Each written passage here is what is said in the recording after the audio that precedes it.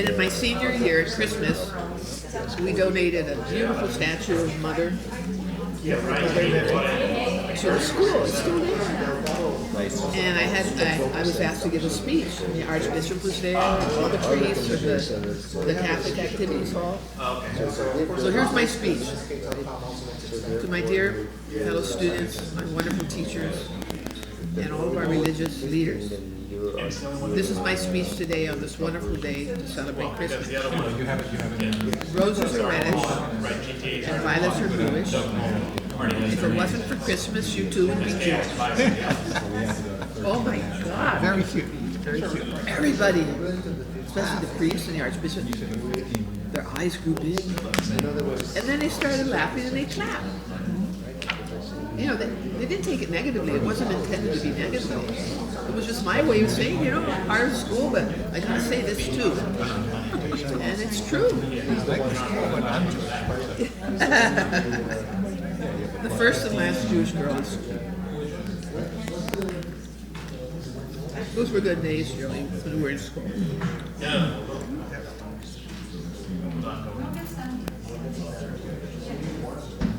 Well, if we wanted to pay money, so my boss. Last Tuesday you showed us this I wonder if Aparon is living in the States or in Nevada. What do you think? He's in California? Didn't he say at someone's house? Someone in the Bay Area or something? So two road officials. John Kittigwa. It's very sad It is. all that happened.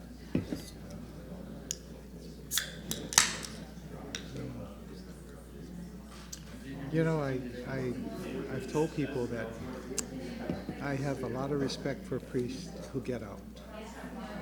You know, if they have urges and Yeah. you know want to get married or want to do, you know, get out. I respect that. You know, just come clean and say, look, I was ordained a priest and I can't do this. I want to have a wife and kids, and leave. Yeah, And you know, that. get what it's laicized. Have the board laicize you. And, you know, you're dispensed from doing your priestly duties, and now you're a man again. And, you know, get married. Everybody understands that. I mean, people change. I get that. People. My thought was when I was in the seminary, I saw a lot of people who went to the seminary, and like anything else, they're training.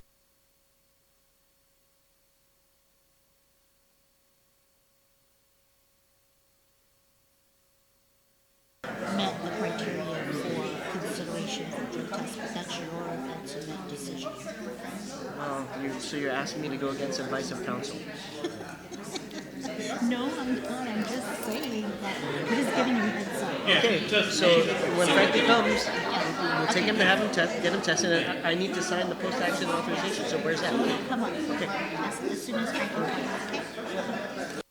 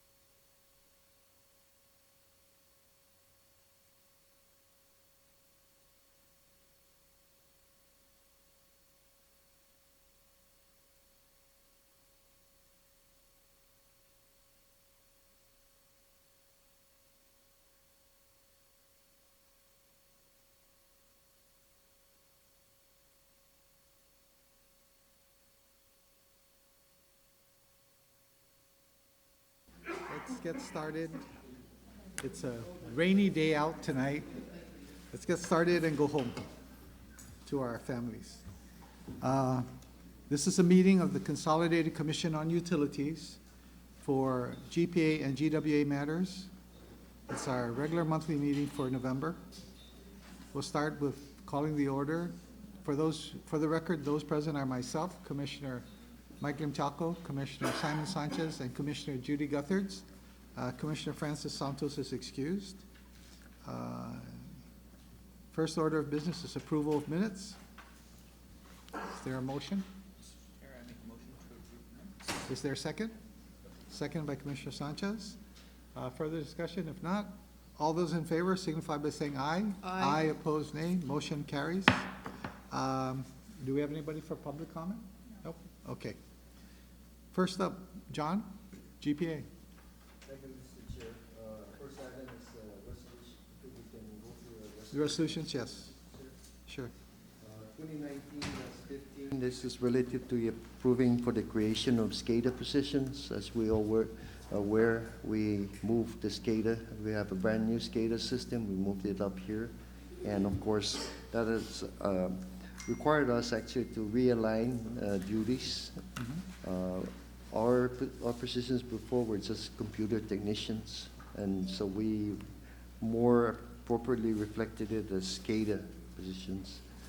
We did go through the process where we have to go on the web, post it for 10 days, and then before we can bring it to the CCU. So we're asking your approval to the creation of the SCADA positions for the different levels. Again, is Technician 1, Technician 2, Leader, and Supervisor. And actually, these positions also are applicable could be applicable for GWA in case they. So that's the. But this is just the creation for the positions for GPA only, That's correct. right? No, We're not creating actually- positions for GWA yet. They don't have positions. They're not utilizing yet, but it could be utilized by Okay. GWA No problem. also. Okay. Any questions or motion? Question regarding whether it would result in a new FTE? Is it a new position, or do you No, anticipate? we have two in-house that will basically probably be reclassed to this position. However, we do have about 2 vacancies at this point, and it's difficult to recruit the position. The other thing that is created for us is that taking from Peter to Paul back and forth, jumping between IT positions and SCADA positions. So this kind of levelizes it also for the complexity of the thing. So yes, we're going to have to go outside to look for something But you're not initial. increasing, I think what Yeah, the get- concern No, is you're not we increasing have a the number of- budgeted 500 FTE. We're currently at 455. Mhm. So it does require some additional position because of recent retirement or promotion to other locations. But specific to the functions or the job task associated with this, it will not result in any new positions. It may result in new employees, but no new budgeted positions. Oh, no, it's the same. That's- It's gonna replace an existing budgeted position. Computer technician will be Go replaced by from computer technician to SCADA. SCADA So technician. you'll eliminate the computer technician? That's correct. It'll be still there, but it won't be utilized by us. You won't have an opening for it? Okay, is there a motion? So move this So year. move. Is there a second? Second? Second. Further discussion? All those in favor signify by saying aye. Aye, opposed, nay. Motion carries unanimous. Next, John. Thank you, Mr. Chair. Resolution 2019-16, this is to request your approval for our recommendation to decrease the LEAC and then to petition the Public Utilities Commission for change. We have to provide the Public Utilities Commission our recommendation by December 15. And of course, what happens is that in January, they will review the numbers and then make their decision. So if I can just go quickly to an update on the presentation Sure. I did at the work session, there was some additional questions asked. We're asking for your decision on this. Just a minute, John. Commissioner Chaco. Mr. Commissioner, I noticed that we also have a resolution regarding the DSM, demand side management. Yes. And in reviewing the resolution, I noticed that it references different options, right, inclusive with DSM, without, would it be prudent to address the DSM resolution first? If you want to do We could both resolutions, refer to it, and you can, the difference between the two is 0.02 cents per kilowatt hour. So you can do it either way. I can proceed with DSM if you want. well, I think what Commissioner Chaco, and I think I understand, is he's saying if you're going to have a resolution to dedicate a portion of your LEAC, if that's correct, right? To DSM, then we should take care of that first, so we identify what that portion is, and then that'll be included with the LEAC. I think that's That's a good idea. that's the way we should do it. All right, Okay. let me proceed with DSM. Okay. Okay.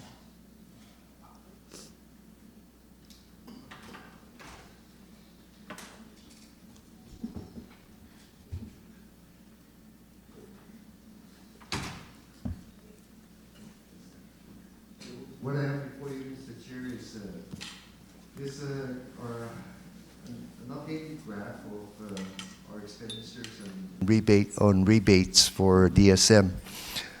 As you're aware, we've to date have about issued about almost $4 million in rebates to customers. And again, most of these rebates are towards air conditioning. I have that in my GM report, Sure. the breakdown. But again, it is being funded currently from the base rate, and I'm showing you that really it won't be possible to continue to do that under the base rate. But then, and the more appropriate location for it is in the LEAC, because the demand side management program saves fuel because of the reduction of energy, saves fuel, which costs for all ratepayers, while at the same time saving the immediate customer not only the energy savings but also base rate savings. So as you can see here, we started around 2016, the program, and it's starting to move exponentially. And this is now where we are with about $4 million in investment. So again, as we forecast this ahead, we're going to start to look about this again, some monthly rebates. We're estimating that this program can reach about $3 million a year in rebates, and of course, we're only providing $1 million a year this time. Next. So again, here's a forecast moving forward. What we have today is about 11,000 applicants. On the average, we are giving about $307 per applicant. And again, and most of it is rebates for, as you can see, 3.4 million out of this summary of 3.5 is actually air conditioning, mostly speed time. Next. Here's a copy, as a graph of a table of the hourly load of the system and what the hourly costs are. As you can see here, the blue is the base load cost, and here right above it is the standby or intermediate generators, much more costlier to run. And really what's happening is that here towards peak, you're really reducing the peak, you're really reducing the whole cost throughout the system, but mostly towards peak, you're really offsetting somewhere around 20 cents a kilowatt hour fuel. So in other words, if you reduce your demand, you're going to reduce this, but therefore you're offsetting, you're not spending that much money on fuel. Okay, next. So here's an estimate of the average kilowatt reduction per customer, about 0.26 kilowatts per customer per applicant. So therefore the total, this was asked by Mr. Sanchez, the total reduction with our $4 million investment is about 3.1 megawatt or 3,108 kilowatts. So how much energy does that convert to? You use the capacity factor of a residential. In other words, the peak demand may be 4, but really in energy it uses all that period of time, about 57%. So therefore, your total energy avoided is about 15.5 million kilowatt hours per year. If you use about 19.6 cents of fuel that you're avoiding, and therefore you're talking about $50 million a year of avoided fuel costs. Now, usually on air conditioning, they usually you assume a life of 7 years. So for 7 years, every year you're saving $3 million, of 7 years, that's $21 million of fuel cost saving for your $4 million of investment. So again, that's the saving that goes into the LEAC that saves everyone. The customer, of course, saves the additional 10 cents on the base rate because it's a permanent reduction in the consumption. Now, again, what we're asking is to fund $3 million annually or about $1.5 million every 6 months, every LEAC period. Therefore, what that converts to is that the estimated civilian kilowatt hour annually, is you take that estimated fuel cost, under $2 million, it converts to about 0.002 cents a kilowatt hour on the LEAC for the whole period for the $3 billion. We're 1.48% of the total fuel cost. So that's where the fuel savings is occurring. So we do the same thing for renewable energy, Mr. Chair. Renewable energy, all the costs from renewables are paid out of LEAC, and all the savings from that is reflected from LEAC. So, for example, when phase 2 comes online, we save in the on-one proposal 8.5 cents a kilowatt hour. The LEAC today is 15, so there's a 7 cents per kilowatt hour. That savings goes all the way back to the customer. Okay. So similarly, this is a program that could benefit all the customers. And today, we currently only service regular residential homes. We have not opened up the program to apartments or condominiums or other. There are other DSM projects or programs that we could open up even to commercial, but we're not able to do that unless we have a funding that will allow us to absorb that exponential growth today. So basically, if I read your chart on page 127, you're saying that if you put into the LEAC a charge of 0.002, that will generate $3 million for you to be able to do this program. You'll have $3 million for the 12-month period to provide as a rebate to people to get new air conditionings that are efficient, that will make the savings in the fuel. That's okay. So that's what you're talking about. And if we don't use it, then you reflect it back into the LEAC.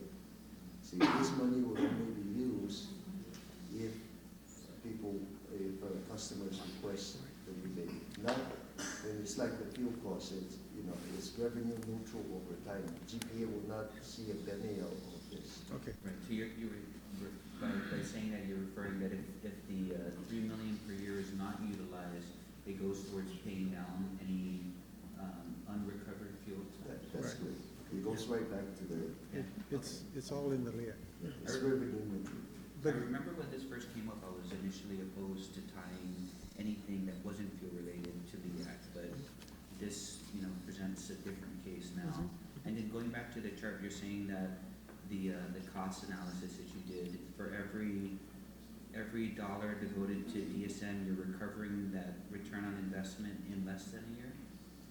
You have 0.7 of a year? Is that what you're saying? That's every dollar spent? We spend $4 million, we recover 3, so it's maybe a little 1.3. Mm-hmm. Maybe it's the other way around. Because we spend $4 million, we save $1 million. I'm sorry, this is for the, No. I'm sorry. Yeah, 21. No, he's talking about. Cost savings summary shows that you save just over $3 million in annual savings, and the total rebate paid out is 2.2. So your ROI is less than a year on your investment into other consumers? That's correct, Okay. that's correct, yeah, you're right. But that's based on the current rates, That's, right? With the new power plant coming on, the rate reduction, yeah. still gonna be a good return on Still gonna investment. do, you're probably not, probably up to a year or so. It's still a good reduction. But still, but that Yeah. carries over the lifespan of the equipment, right? Yep, and it really does two things here. It does benefit all the ratepayers, and secondly, those that really reduce their consumption by going to energy efficient have really a bigger direct savings. Yeah, because You know. they notice it on their bill. That's right, so Right. we're only So it's providing a effect on the portion of the total bill. So if an aircon cost system is about $1,000, we provide 300, so they're investing 700, but they themselves will, in 2 years or so, will We'll realize that. realize a substantial amount of savings now. Yeah. Mr. Okay. Chairman, Yes. you know, this is a program that's very popular, and that's why you see the exponential increase in use. And it's one way, at least, we can help our ratepayers and also help the environment and help the island as a whole. So I would like to move for approval Okay. of Resolution 2019-18. Is there a second? Second, Commissioner Sanchez. Commissioner On the Sanchez, motion, you just have- a quick question, Mr. Chairman, Sure. to John. So, same slide. So, basically, for every 2.3 million, we paid 2.3 million in rebates this particular period you analyzed, yeah? And then, and it saved us 3 million in fuel. So, by you spending 3 million, we would save a little less than 4 million a year in fuel, because you're bumping the budget to 3 million a year, depending on if it gets subscribed to and utilized. But the part that was appealing to me, then I agree with Commissioner Guthers, is even if you look at this, the 2.3 million gives you a $21 million savings in fuel. And that's for every year you spend that 2.3 million. So you spend 2.3 or 3 million this year, you're gonna save 20 to 25 million for all those all those items in your system for 7 years. And then every year we spend another 2, 3, 4 million, we're adding to that 21 million per year. So it's really and has a wonderful compounding effect of getting people to put more energy efficient appliances, air cons, whatever, into their houses. And then, I think you talked about it Thursday, I don't know if, maybe for Commissioner Limtiaco, or you could, your whole idea of expanding the program, right, to include more potential beneficiaries, like apartment dwellers. We had a lot of, we had a lot of commercial interest, but the amounts were so low in the original program that we restricted it. And now, another nice thing, if we're allowed to do this, is we can expand the program. We're finding out for every dollar you spend, it's almost a 10-to-1 savings in fuel. So I'm looking at the 21 million versus the 2.3 million, right? So that's the quick and dirty. So I mean, I'm all for the resolution. I just want to make sure I get the numbers right in my head, and that this is a real positive opportunity for our ratepayers. It would also grow the program from 2 to 3 million to 3 million minimum, right? And the analytics are excellent. And it's also helped our economy and helped small businesses. I've never seen as many aircon companies sprout up over the last 3 years than I have. And I think it's partly because of this. Small, little businesses getting started, selling, split units and so forth and so on. So, and they're competing with each other for business, so this is And a if good it's thing. not spent, it just reduces the LEAC that much Goes right more, back, yeah. which means we can lower the rate That's right, when we another fully way, recover. yeah. So, Okay, I just have a couple of questions on the resolve portion. I think you need to make it a little clearer. I think for the number one resolve, you need to put in to petition the PUC for the DSM funding program to be placed under LEAC. And you're authorized to petition the PUC to place this under the LEAC. The second thing I think you need to do is, you need to say in here somewhere that you're talking about 0.002 cents of every LEAC, of the LEAC. So whatever our LEAC is, if it's 15.2 15.24 cents, then you're saying it's 15.242. So you need to put that in, I think you need to put that in there somewhere. Yeah, we can add The the, 0.002. The 0.02, so that it is clear what we're proposing. What we're asking. What we're asking them to do, is that, you know, whatever we agree on the LEAC, whatever they agree on the LEAC, that there's 0.002 in there, added to it. Yeah. In fact, they Okay. just don't count it in the LEAC calculation. Yeah. They're just gonna, because we're freezing it at 0.002, Yeah, right?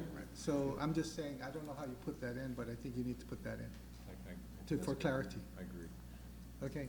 Isn't wouldn't that be in the LEAC resolution though? You Well, identified in the okay, LEAC? I may be wrong, Maybe to be I wasn't, consistent, I wasn't It'll there be, at the other work session, I had to leave early, so my apologies. yeah. Yeah, No, I so, think to be consistent, let's put it in both. I like We that. could I do like- that. well, I think you're both right. you know what? Let's, Right. I'm sorry. You're establishing a new probably right. program. We're Let's- establishing a new program, we're setting a formal resolution establishing Yeah, that let me program, look at and that. we're setting a rate. So So good I agree idea. with the chairman that the reference to, and it's a fixed number, it's always gonna be 0.002, 0.002, it doesn't that- move around. That's why I yeah. agree with the chairman that that number should appear in this whereas, right, I'm sorry, in the resolve, that Yeah. the CCU is setting the proposed DSM rate at 0.002 cents Yeah. within the LEAC, right? I agree with the chair, and then I had one other change when you're ready. Okay, and you know, now that I've looked at the other item on our agenda, I think, what I would recommend is when we get to the other resolution, where it says the LEAC rate of 0.1385, then it would be 4.2, not including the DSM rate. So in other words, they would then bump the 5 there to 7. 138, We will show that, Mr. Chair, on the, 139 rather, 10. So put we 1.4. I think we can achieve your goal, Mr. Chair, but I'm I just- kind of like the way you were doing it, where we're setting up the DSM program first. Yeah. I agree with you that number, since it's fixed Yeah. at 0.002, it doesn't matter what the LEAC is, we're not going to spend more than 0.002 cents a kilowatt hour to fund an estimated 3 to 4 million in annual DSM funding available, all right? I agree with you, Mr. Chair, that number should be in this, since we're creating this program in this resolution. Yeah, we'll put it in that That should be resolution, and then when we do the LEAC, Then we can talk about it. then Right. it'll just be added. And all of in. it will be, both of these are subject to PUC Yeah. approval Yeah, anyway. yeah. So I agree with the chair that another Well, yeah. resolve, we should set the rate. Council, you want to do it? You want us to propose it? What do you want to say? So, You have language? you wanna put it under? Put it in number 2. Just the resolution part, or you need another whereas? No, No, resolution. no, just the resolution part. Under the resolve. Okay, so, authorize petition of this program place under LEAC, At the On rate, number two, at- setting the fixed DSM rate at 0.002 per kilowatt hour to fund Yeah. the DSM program? yeah. Let's add that as a Then second. just add, are you adding it to the sentence? I was gonna add it to the sentence unless Yeah, you. just add it to number 1. That's good. Run that one more time, say it So one more time. I'd separate it, Mr. Chairman, because we could change the rate in the future, Okay, right? so- So first, we want to establish that DSM is now part of LEAC. That's our proposed policy. Yeah. Then we're setting the rate for that proposal, which I agree with you, Mr. Chair. I would make that a separate sentence, that the initial rate for the initial rate for the DSM funding shall be 0.002 cents per kilowatt hour, period, right? I mean, that's the rate. Make it a separate resolve, I Yeah, agree. so it's clear to make it- everybody, Yeah, right? 1, So 2, we're setting up the program, this is how we're funding it, and then those two things are what he's petitioning for. He's petitioning to set up we're petitioning for 2 things. Put the program under LEAC and then and set setting the the rate. rate. Setting Yeah, the rate. which you can. we So can I think change this in the future. resolution needs to clearly spell Yeah. that out. And I don't know if you need the last resolution that is authorized to conduct an information campaign. I think that's an administrative function. It's up to you, Mr. Chair. Yeah, As long as we have the first 2. Yeah, you it's could the keep first it- 2. You could keep it number 3, it's no big deal. I Yeah. It's up think to it you. emphasizes the importance of it. Yeah, the outreach that will, well, yeah, I know, but you think that's an administrative thing. You should well, do it's it. also policy though. But, okay, We're setting okay, policy, right? Okay, And, John, where do we say though, the 7 to 1, where do we show this analysis in any of the whereases? I think it refers to the analysis in one of the whereas. refers to exhibit, Exhibit A, I think. let's see. I mean, I'm like the chairman, I like to, when you have such a compelling analytics, even if we take it on page 117 in board books, under the whereas exhibits A and 1, 2, I'd still wanna put the number. Those exhibits show that for every $2.3 million in rebates, the expected fuel savings is 21.3 million. Right, that's the way to read that, right? Over the life of the, Over the life of the over the life Of appliance. the Over the life of the If appliance. the appliance or the Equipment. equipment, yeah. That's a good idea. Right, Sure. so on page 117 of board books, in the whereas, starting on line 22, let's just insert a new whereas. Right, oh, no, we're referring to these as exhibits, right? You're referring to the exhibits, Right. and. So let's and pull why the don't you number out just- of the exhibit. Yeah, why don't you just say whereas an exhibit, blah, blah, blah? But it, It's not there, but no. you're right, it refers to A1 and A2, but this analysis table is not It's either. not Put A1. it as exhibit 2 then. Well, Exhibit B. again, I just wanna pull Yeah. the number out, I wanna pull that number out, the 21 million to 2.3 million, right? For every 2.3, as exhibit A and 1 and A2 show, for every 2.28 million paid out in rebates, an estimated $21.3 million in fuel savings occurs over the projected useful life of the equipment. Except that this Over isn't the- exhibit, this isn't either exhibit A1 or A2, so they need to add this exhibit.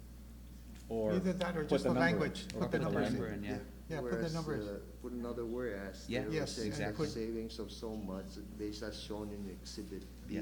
no? Or Because that's just not the in number, even just the number, John. That, exactly the way No, but the Commissioner numbers- Sanchez said. The numbers gives, the table gives all the assumptions. no? Yeah, I know, but- And stuff, Okay. so Well, that- again, you can refer to the table, I'm with the that's- chairman, that let's put 2.3 million and 21.3 million in text. An Yeah. estimated, Okay. right, Estimated. for every So, 2.3 million, from our current prior experience, So Yeah. is that a whereas, Grant? for, Like the savings. it is Okay. projected that for every 2.283 million spent on rebates, Yep. an estimated 21.3 million is In saved savings in fuel fuel. savings Savings over occurs 7 over a years. 7 Over the year- life of that over a equipment. projected useful life Life. of the equipment. There you go. Yeah, based on the It's assumptions. clear, it's and clear, Yeah, whatever based on- exhibit. somebody were just to read the resolution, I And said, it's what are you guys here- doing? The document is here in the Yeah. Yeah, record yeah. of the board, no? Yeah. So Okay. if they Right, right, but I need it, wanted we in pull the- it, we can But pull it out. it's good to, You should Yeah. also, you don't have to, but I mean, it was discussed in the roundtable, remember? I forget who was there, one of the energy conservation guys was there. Yeah. Yeah. Talked about Lynn. for every dollar that you spend On in Lynn did. demand side, right? You have a proportional. so that's why it's good to put the Consumption numbers out. increase, yeah. And let's not do a table, because then somebody has to Force look the at the reader table. to flip- to look Yeah, for it. let's just put it right out there. I like that. Okay, so we have a motion on the floor to adopt the resolution. Let's make motions to make those amendments. Okay. Let's, go ahead, Commissioner So, Sanchez. Mr. Chairman, I move to amend the resolution 2019-18 on page 117 of board books. Uh-huh. I guess it's page 1 of the resolution. Uh-huh. After the whereas on lines 22 and 23, Add a new management shall add And you were, a new whereas detailing the savings shown in Exhibit B, John, is that what you call it? So I was just gonna, if you just want. Or if you have the words, you have the words? What are the What I words? have is, whereas, for, 2.28 million in rebates, paid, there's an estimated 21.3 million in fuel savings over the estimated equipment life. yeah, Okay, there you go. That's simple. let's do that. So Let's do that's, that. We would insert that I one. move to insert that whereas after That's- the that's your whereas on amendment. lines 22 and 23. Okay, is there a of the second first to the page. amendment? Second to the amendment, okay. Do you want to deal? And then did we do the let's do- .002, No, Mr. no. Do you want, we need to do the Okay. resolution, I mean, the result part, yes, And please. Mr. Chairman, on page 118 of board books, the second page of resolution 2019-18, on line 47, the rate for DSM, see, what's the right way to say this? Let's see, the funding source for DSM shall be .002 cents per kilowatt hour. I think you should say the funding rate. What you had before, Oh, go ahead. Commissioner, was you're putting it in at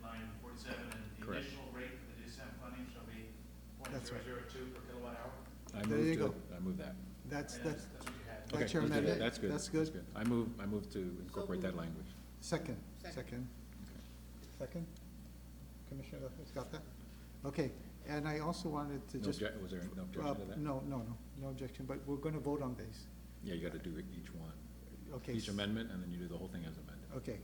When. So there, I mean, as long as you say no there's no objection There's to no the- objection to either amendment, right? To either amendment, okay, Okay, very good. Another one? Now, should we, for clarity, put in to petition the PUC on line 45? I think, doesn't it say above on line 42, 43? To. Subject to the review. Subject to the He may review. petition for the DSM funding to be put on LEAC. If you don't have problem with it, I'm fine. I think it carries on, Okay. Mr. Chairman. Okay. So, having approved the two amendments with no objection, we now move to the main motion. As amended. Any further, as amended, any further discussion? None? All those in favor signify by saying aye. Aye. Opposed, nay. Motion carries. Now we can move back to the LEAC, John. Thank you, Mr. Chair. Again, as mentioned, we have to file with the PUC by December 15 for the new LEAC for the period February 1st, 2020 to July 31st, 2020. It's a 6-month LEAC. So again, next page, please. As we can see here, really in 2017, fuel oil prices started rising.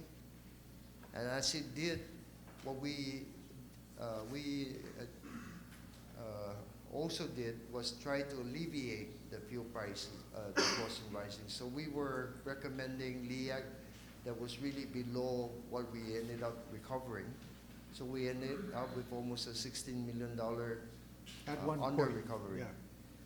However, since then, oil prices have come down, but it's actually been yo-yoing more than really heading downwards. And so much to the point that for almost 20 months, we would have held the LEAC at the 15.4 cents per kilowatt hour set in May of 2018, in hopes that we can recover the LEAC under recoveries. The good news is that more recently, oil prices have been dropping, and as you can see here, the RFO and the RFO heavy, high sulfur and low sulfur really has dropped substantially. Diesel has ultra sulfur diesel has been dropping, although it's been holding around $86 a barrel. So much to the point where we could make a recommendation to you tonight to drop the LEAC, and our recommendation actually will be because there's still a lot of, oil is volatile, and of course this is we use the Morgan Stanley forward projection of fuel costs. They're projecting that fuel prices will kind of stay low over the next 6 months to a year. But again, we also understand that Iran has its issues and all this other, and any issue that happens there, we see oil prices rising again. So that's why we have what you call a movement in trying to anticipate where oil may go. And this is what you're going to see tonight is next.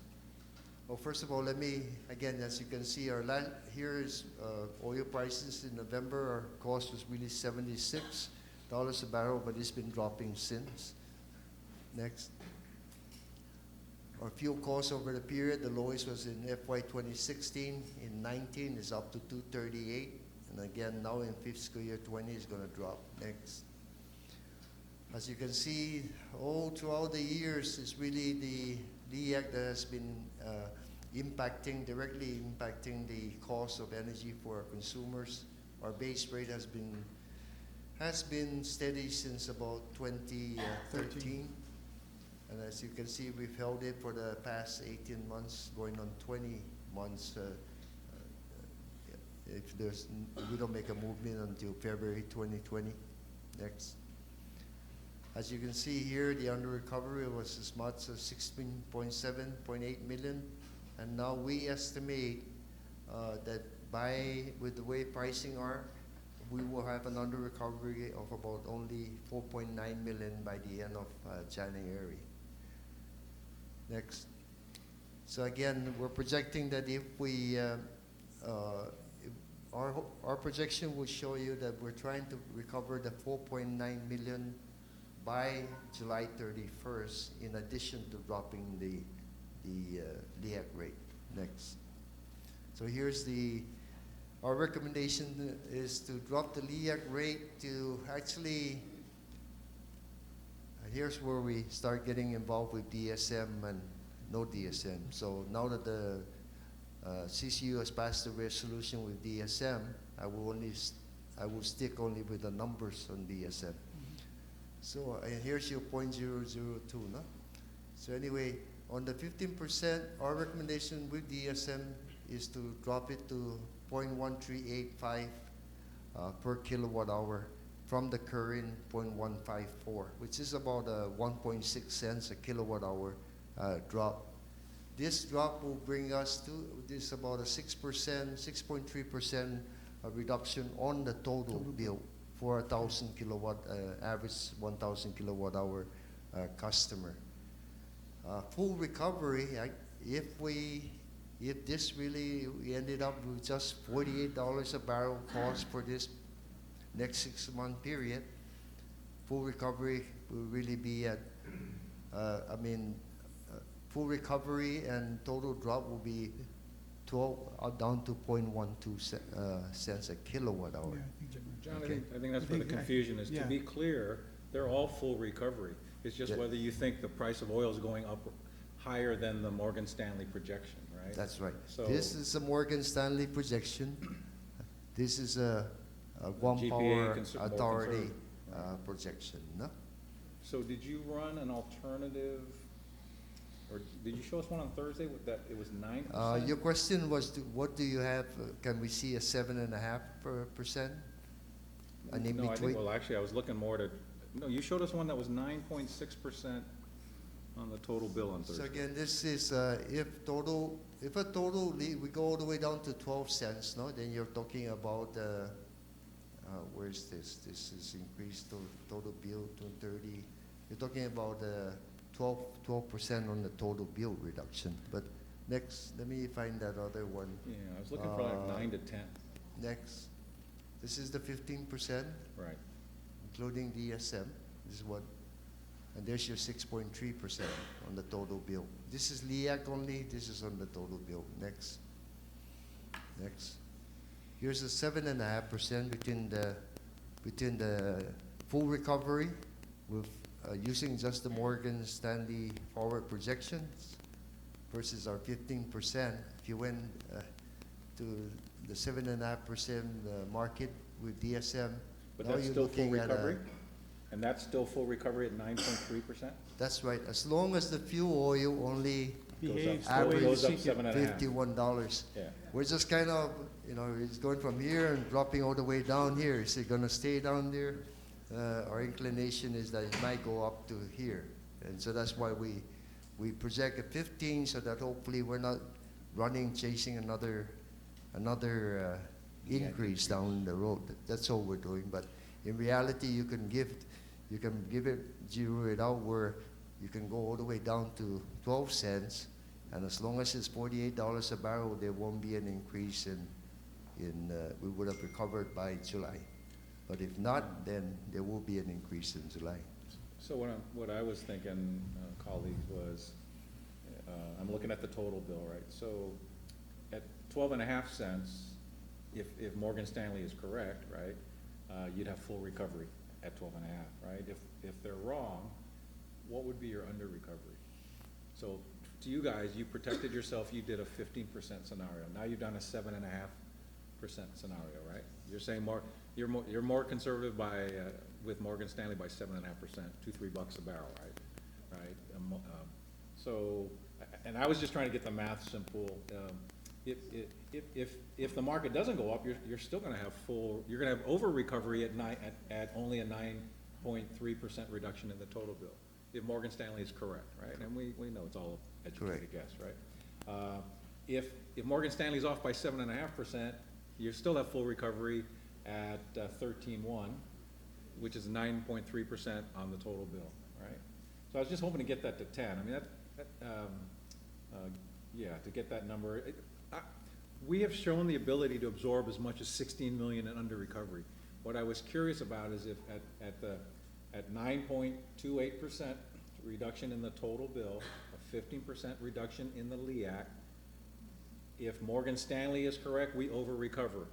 If Morgan Stanley's off by 7.5%, we break even. If Morgan Stanley's off by 15%, the under recovery would be 2, 3, 4 million? Okay, if we, That's what I was trying to figure out. See, because we can handle some under recovery. I mean, I'm trying to do something for the ratepayer. the current price that we have right now, based on Morgan Stanley projections, $48 a month. Mhm. Goes up to 15%, right, which is around. 640, 620, so around 54. $54 a month. And our last shipment is around $55, by the way. So if it goes up there, we're gonna have around 9 million in. Under recovery. So it seems like for every 5%, it's, 9 million, it's 3 million. 3 million, right. Every 5% deviation in the current price right now is a 3 million impact on the under recovery. Okay, so, Here's your 10%. 9.99 actually. So we're talking about dropping the rate to 0.129, just under below 13 cents, with DSA.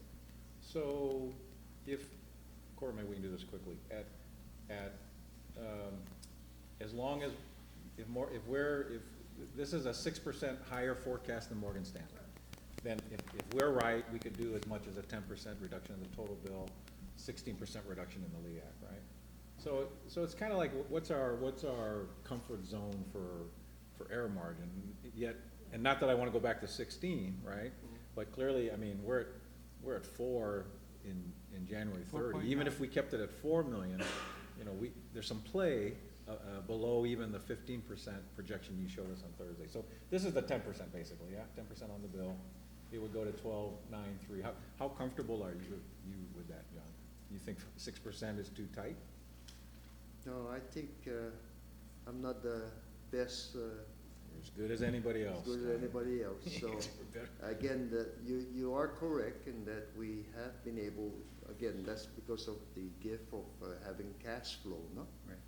We're able to absorb, and so we still be able to pay for the shipments of oil. It's just, again, we'll have to make that decision in June as to where that is, no?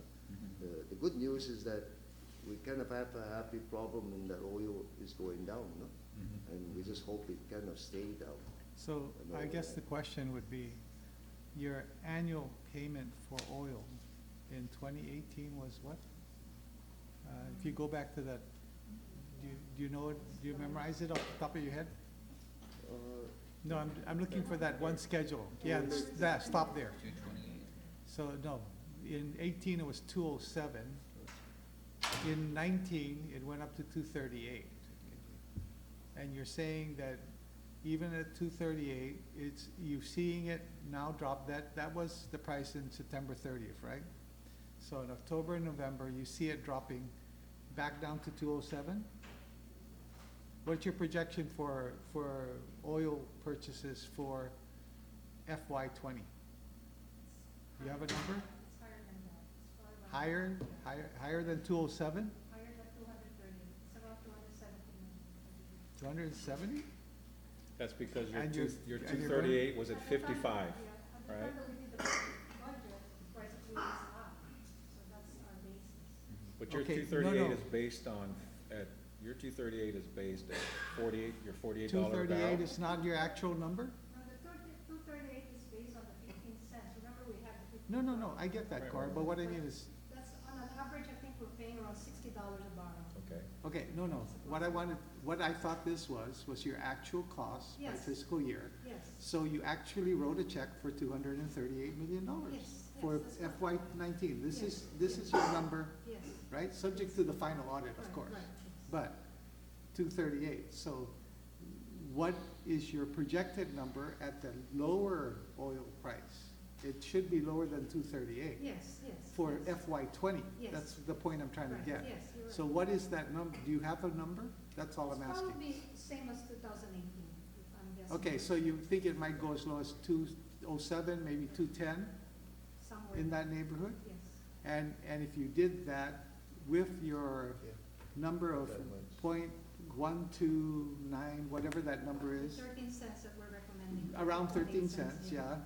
The 9% that Commissioner Sanchez talked, at that rate, you'll be able to cover pretty close to the 207, 210.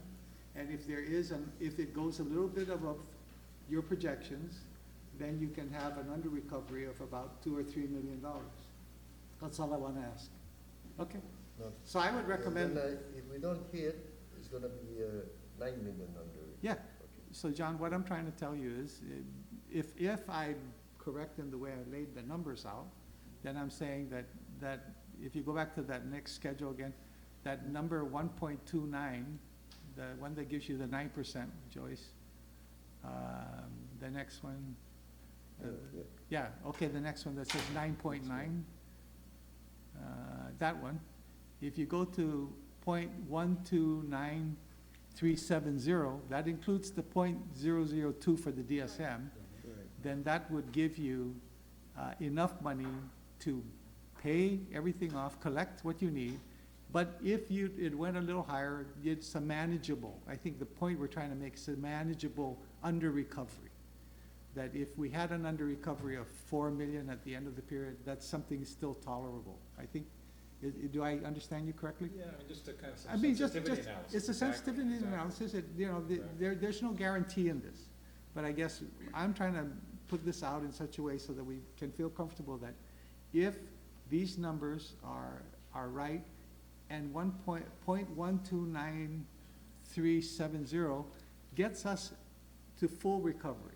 That's what I thought I heard everybody say. If the purchase price of, doesn't go if more the than person, 5.7%. yes, and That's- if you that's- get to that's the the if you get to the $207 million in annual purchase, I mean, for the year, right? So I'm saying, this is a good number to look at, and if it went higher than that, if it went to the 238, you would be under recovered by $4+ million. Well, no, because you're still, so go back to the LEAC under recovery balances slide. Okay. So that's projecting by January, right, that you still have a 4.9. Right. So Under between the recovery. time that the LEAC gets implemented, you're still carrying that balance, right? So you're still, so what is the projected recovery, getting back to zero? When is that projected? June, July of Yeah, 2020? If we go back to the 5.7 again. If the average cost per barrel is 50.36 over the next 6 months, no, or so, you're talking about now recovering that 5 million. By when, though? By the end of July 31st. Yeah, see, so you Yeah. still gotta Yeah. fully recover the So- January 20 So balance, that will right? recover it. Right, that will recover. If it is As $50 long as it a doesn't go more barrel. than 5.7%. Right, and if it does, then Now, if it you're goes to, under You're gonna be under recovered if by it goes almost to double. $55 a That's barrel, the point.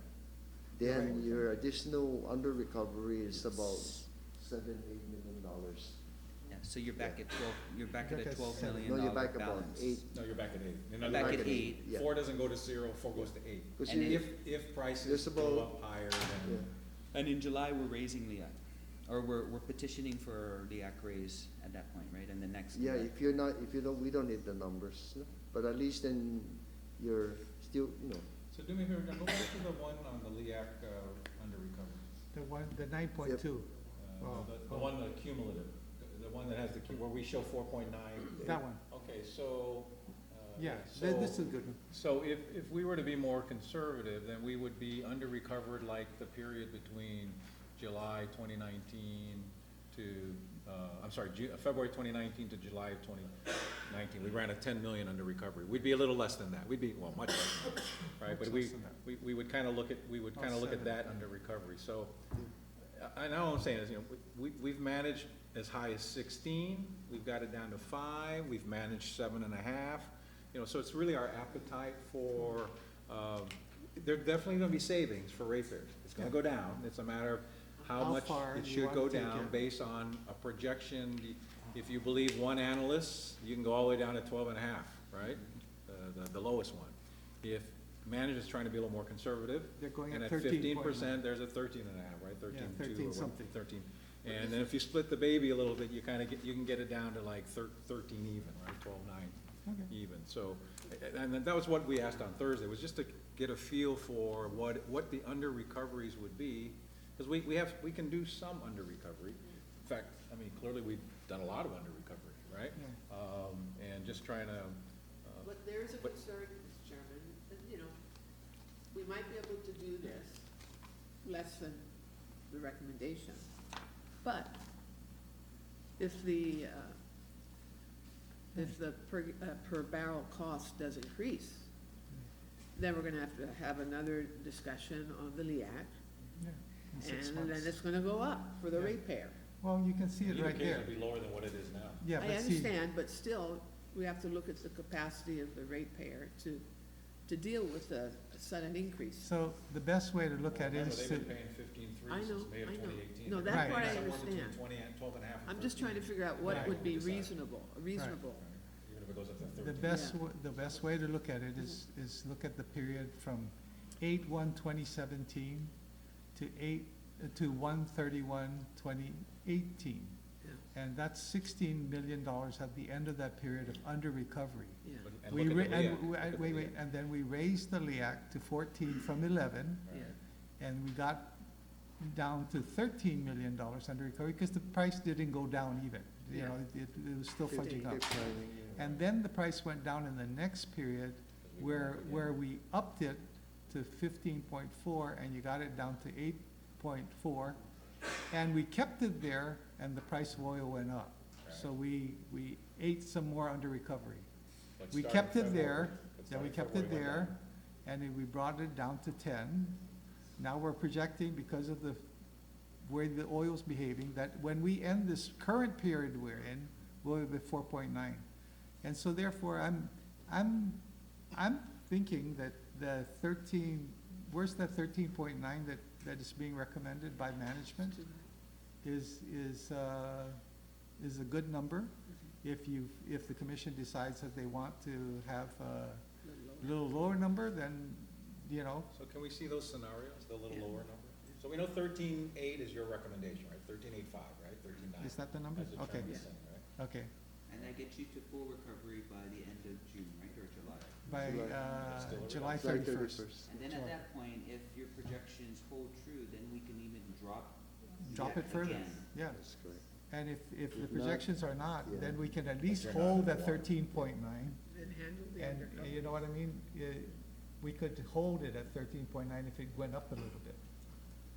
So again, So, either yeah. one, I If the mean, projections We're off. were just a little bit off. it's, Yeah, yeah. so I don't know. I It's a would- happy problem, it's in between, you know. So can you which show went those down four there. scenarios again, where you see the price? I wanna see the 13.9, 13.8, 12.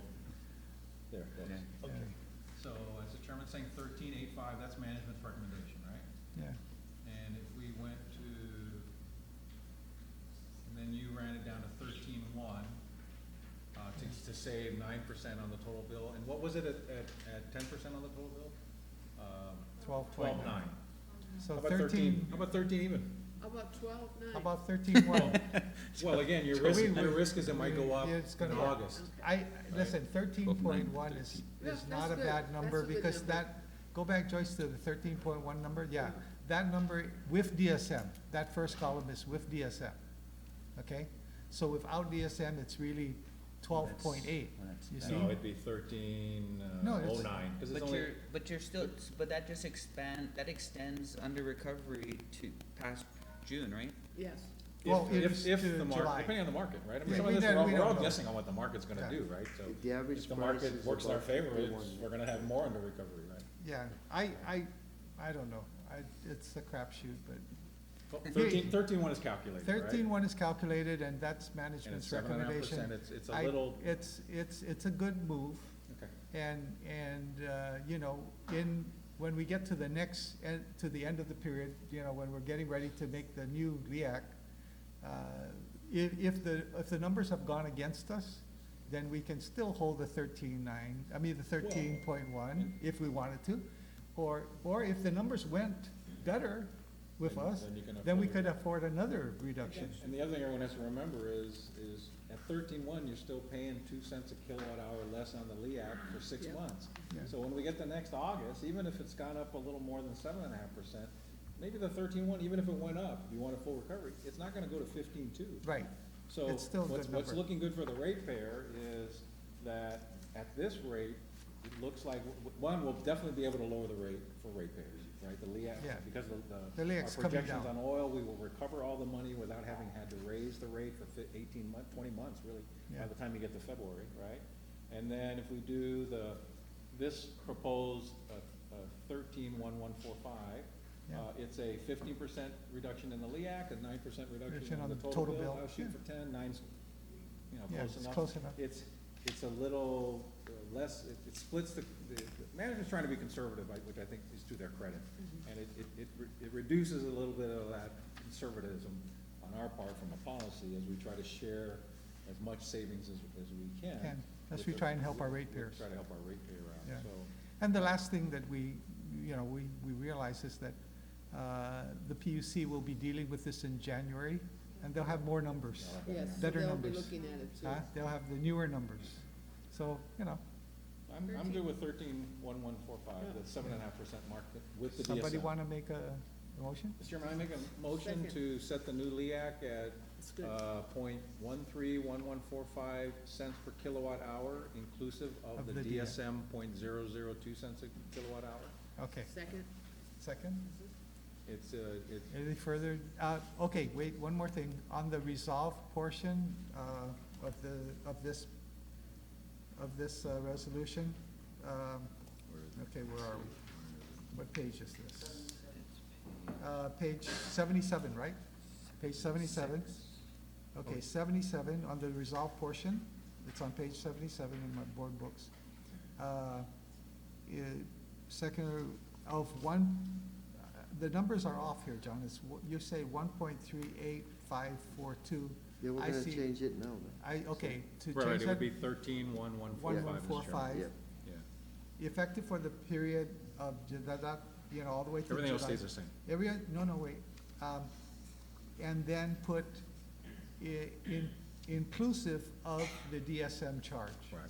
That way the PUC could take it off if they Yeah, don't like it. yeah, Right, they right, can right. take it off. So, But it's in the Exhibit A though, right? The Exhibit A specifically outlines everything associated with. well, Well, I this wanted to becomes be a new clear. exhibit, though. This is Yeah. what we're passing. Yeah. Doesn't this become the new exhibit? Yeah. This 13.11, right? Yeah. It's That's that's the commission's recommendation, it's not management's, but they've run it for us. Mm-hmm. So to me, the only exhibit, I mean, we can attach the working exhibits, but the one exhibit that captures what's really happening to Is this people one, is yes. this one, right? This is the one. Exhibit A is that 13.1145. Yeah. So. Okay, So we will take out that without DSM there. Yeah. So Right. And then the And then second we just change- paragraph, Yeah. the second word, resolve, okay. This first says is Exhibit to A. include DSM funding. Okay, so I'm listed. fine if you want to just leave the exhibit like that and don't touch the resolve portion and just say Exhibit A and make this the Exhibit A. That's what you were saying, right, commissioners? yes. Yep. Commissioners, no, I want to make sure everybody's here. You just have to, With DSM, yeah, 13.11. and then Yes. they identify these. Yes. Okay, It's so, there. Yeah. so what I was gonna say is, if we do that with this, then we don't have to touch the resolve portion. Correct, just the, Because no, it's but the the resolve ex- has to be No, you changed to still have to 13.1. change the You have to change the 13.1. Oh, yeah, 13.8. no, that's what I mean. Yeah. But after you change that, That's it. Then add. Exhibit A speaks to it. Exhibit A is there, it Yes. speaks to that, Just we take don't out have to the- say inclusive of Yeah. the DSM charge. It's covered by the exhibit. Are we all clear Well, I on think that? I'd rather have it in the, to me, an exhibit is an exhibit. When you're That's passing what I'm saying. legislation, or something, I want it in Say, there. that's why I said I liked it the inclusive, first way. inclusive of the DSM Yes, charge. yes, I That's agree. 13.1145 is inclusive of the, Parentheses, inclusive of the DSM charge of charge. .002 Okay, Graham, per did you get kilowatt that? hour. Yep, so Okay, let's add that so, there.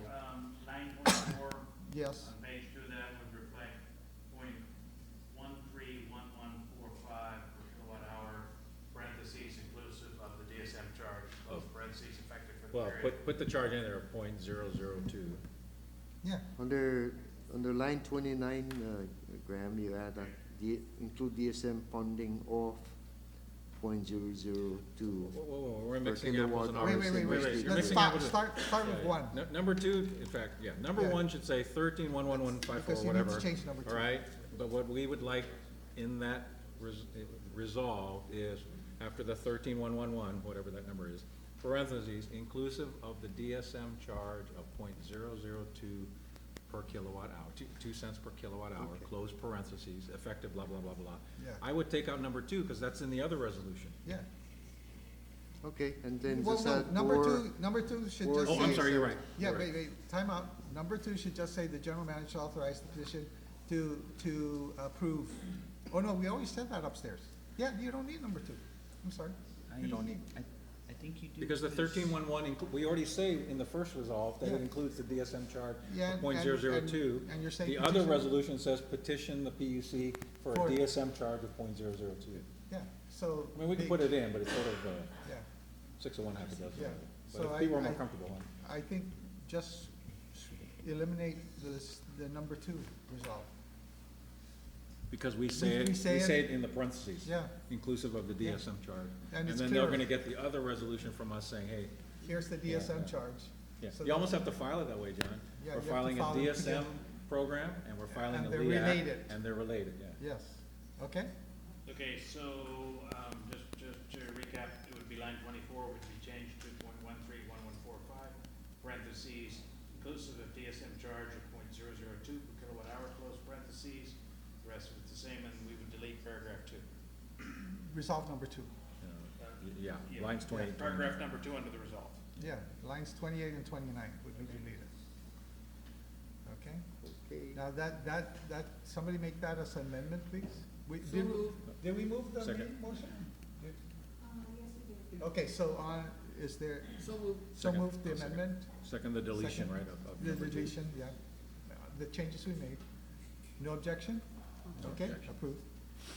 Are we ready to vote on the main, any further discussion, none? On the main motion to approve, this resolution? All those in favor signify by saying aye. Aye, opposed, nay, motion carries unanimous. Okay. That's done. Good. Now, Right, good. Good news for our Next, ratepayers. John. Good news for our ratepayers. ratepayers. Thank you, Mr. Chair. Next is Resolution 2019-17, and again, this is to request the authorization to solicit PUC for the solicitation of a performance management contract for GPA Cabras 1 and 2 steam turbine power plant. Okay. Now that we have a contract for a new power plant, as we're aware, about October 2022 is the retirement of Cabras 1 and 2. However, the current contract for PMC expires in September. For 1 and 2, for Cabras 1 and 2. Right, 2020, and we do need assistance bringing that unit into 2022. So therefore, we're going to go out for a 3-year base period with 2 option years, although I don't anticipate the option years are needed. The 3-year period includes actually almost a 1-year period after for decommissioning of the power plant and you know, making sure all hazardous materials, all those different things are removed. So again, it's really going to be just a fixed fee, which we're paying now about 1.6 million a year for the next 2 years. So that's the resolution, Mr. Chair. So we can proceed and then an invitation for a bid. Move to approve Resolution Move to approve. 2019-17, Is there Mr. a Chairman. second? Second. Second. Further discussion? Commissioners, Vinchap. So, John, just, looking at the timelines, though, this is consistent with the consent decree that we recently passed, right? So it complies with the requirements to, Yeah. eventually shut this plant down, and the timelines are in compliance with that consent decree? Yeah, the timeline allows us adequate coverage for the period to up to actually 2023, or until we shut the power plant down. Mhm. So they're just going to assist us to do all of that. The consent decree is saying on October 2022. Right? And so this is really a 3-year contract up to October 2023. So again, it allows us to operate the plant up to, or even beyond that, depending on, we don't know whether there's a delay in commissioning or anything like Well, I that. think, And then John- subsequent to that, Yeah. Yeah. the decommissioning of the plant. Yeah, so John, I think that's the part that Yeah. I want to make sure I clearly understand. So it's up until October of 2023. Correct. The plant will, your plan is to still shut down Cabras 1 and 2 on October of 2022, but you'll still need this PMC contract for 1 more year as you go through the decommissioning phase. Yeah, Right. approximately up to 1 year. Up so, to 1 year. yeah. And then you only want to put the 2 options in case something goes wrong. So then we don't go coming back here again Yeah. for whatever reason, so. Where it's we have just- to do an emergency yeah, procurement. Yeah, so again, I doubt whether we're gonna need it, but it won't hurt. You're to just being put- very yeah. conservative, I get it. Okay. Did everybody understand that? But you're correct, the consent decree requires us to, after the commissioning of the plant, to shut down, and which is anticipated October 2022. Mhm. So we will do that, and then, and again, who know, it depends, we have to burn all the fuel oil that we have That's what I'm in saying, the so, system, so. yeah. Yeah, we're gonna try and do that before the decommission, before they shut down the plant, no? Mhm. But, Right. but in any case, we believe it'll be about up to 2023 sometime that we To- fully shut down the plant, or bottle up and everything. Do you feel strongly that you need 2 additional option years as opposed to just 1? No. No. I You don't think you I need the don't think I options. need it, but But, it's a mechanism to allow us, because that's what happened with this contract. Oh, that's No. what I was saying. Do you Yeah. think you need 2 additional option years as opposed to just having 1 additional option year? No, He's asking, actually, could you this get is away with two one? additional. I Yeah, know, but can he's you get asking away if- with 1? Huh? Would you accept just 1? Sure, I'm just being conservative, like the chairman said, no Sounds very problem. conservative. Okay. Yeah, Go ahead.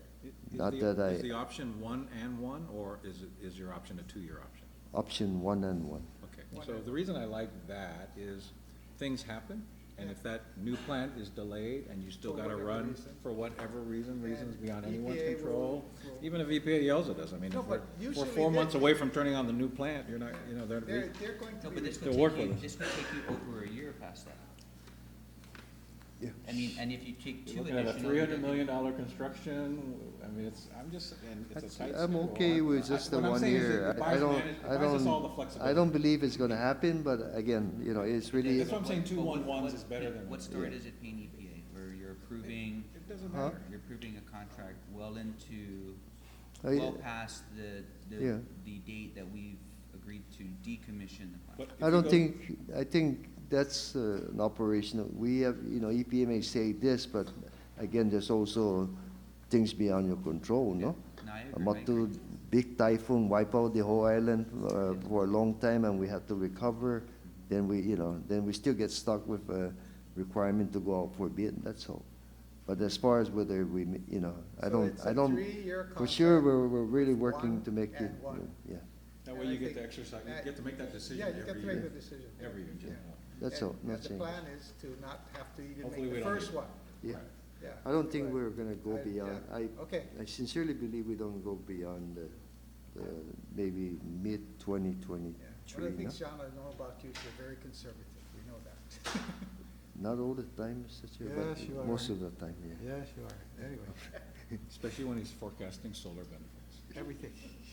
Okay, now. Okay. He's very Any other further discussion? I understand your concern. I share your concern, but, I Even think the this is 1 year is prudent. fine. I We- doubt we whether just we're gonna won't. go Well, what beyond. does the current resolution say? 1 + 1? 2, No. 3, 1, 1? 2 additional 1 years, but that's. Okay, 3, 1, 1. Okay, as long as that's all it says, I'm good for that. 2 additional 1 year? Make sure that the As opposed to contract. 1 2-year option, right? Right, and I might know, Commissioners, there's no cost to us. I mean, it's our decision whether we extend or Exercise not. the option. It's just the It's- perception. The perception is we're approving a contract that is going well beyond the. No, that has an well, option to go beyond in case we don't. In case of, I know that's what. Well, and it would But be- we've agreed to shut it down. But you've built things before. And it would only be EPA ain't building because- it, we're building it. And And it the would only be contract- I'm not because making a motion. KEPCO does not Okay. finish it. That's the only It's reason for discussion. extension. we have forces of nature, something can go wrong. So we're being prudent, that's all. And is the Okay. 211, the 311 in the document that you'd be turning in Oh. to the PUC? In the contract, Graham, There will are be in you, the- is it, in the- are in you the sure that it's invitation for bid. a 3-year contract with an option of GPA to go for another year? Or And then at the end of that period to go for another year? Is that clearly stated in the contract, Graham? It says there's an option to Yes. extend for 2 additional 1-year extensions. Right. Well, again, the That's resolve why I'm says. asking the lawyer to make sure he's, Oh, Right, I'm right. just referring to the resolution. yeah, are on you page comfortable with that? 102. That it's a 1 and 1? An I'm just option to making sure our extend for lawyer- 2 additional At 1-year. our request, though, right? Yeah. That part I get, but It does say 1-year extensions, but yeah, Graham. Graham, are you sure? Yes, Okay. for the bid, that's how we've set it up, so. Okay. No, I'm just asking, you're the lawyer. I want you to tell him. For up to 2 additional, should I have that phrase in where there's an option to extend for up to 2 1 additional 1-year extensions. Okay. Graham, as long as you're sure, it's fine. I Okay. mean, we just gotta make it clear that the PMC bid that goes out is a 3-1-1. Yeah? No, the bid's already out. No? Oh, not Okay. yet, no, I'm So sorry. we need your approval. Make sure and that the Make it bid, drawn up. then And then I'm put it with together. Commissioner We have Sanchez, the- make sure the bid specification's clear, Yeah, it's ready. Okay, It's make just sure it's that clear. we, okay? get the approvals, yes. Or if you wanna add the phrase, as described herein, I just wanna make sure there's a connection between the whereases and the resolve. Okay, Graham? No, I'm satisfied if Graham, as our lawyer, is telling us that's what it says. I'm okay with that. These days I do and if he's hit by a truck tomorrow, I want it in, I don't want us to all go back and play the tape. Right? I want us to put it in there. Okay, whatever you want. Graham? What would you like? What to would add you like to do? To the resolution or to the whereas? Is the resolve strong enough that it refers to everything in the whereases, including the 3-1-1? Or do you want it to, does it need language as referred to in herein, or? Otherwise, we're just taking our word that there's a connection between all those whereases and the resolve, but when I was taught in the legislature, it doesn't matter what the whereases say, it matters what the resolve says. So I'm asking our attorney. I guess you can add, As to line described. 10, As General described herein. Manager as described herein. Yep.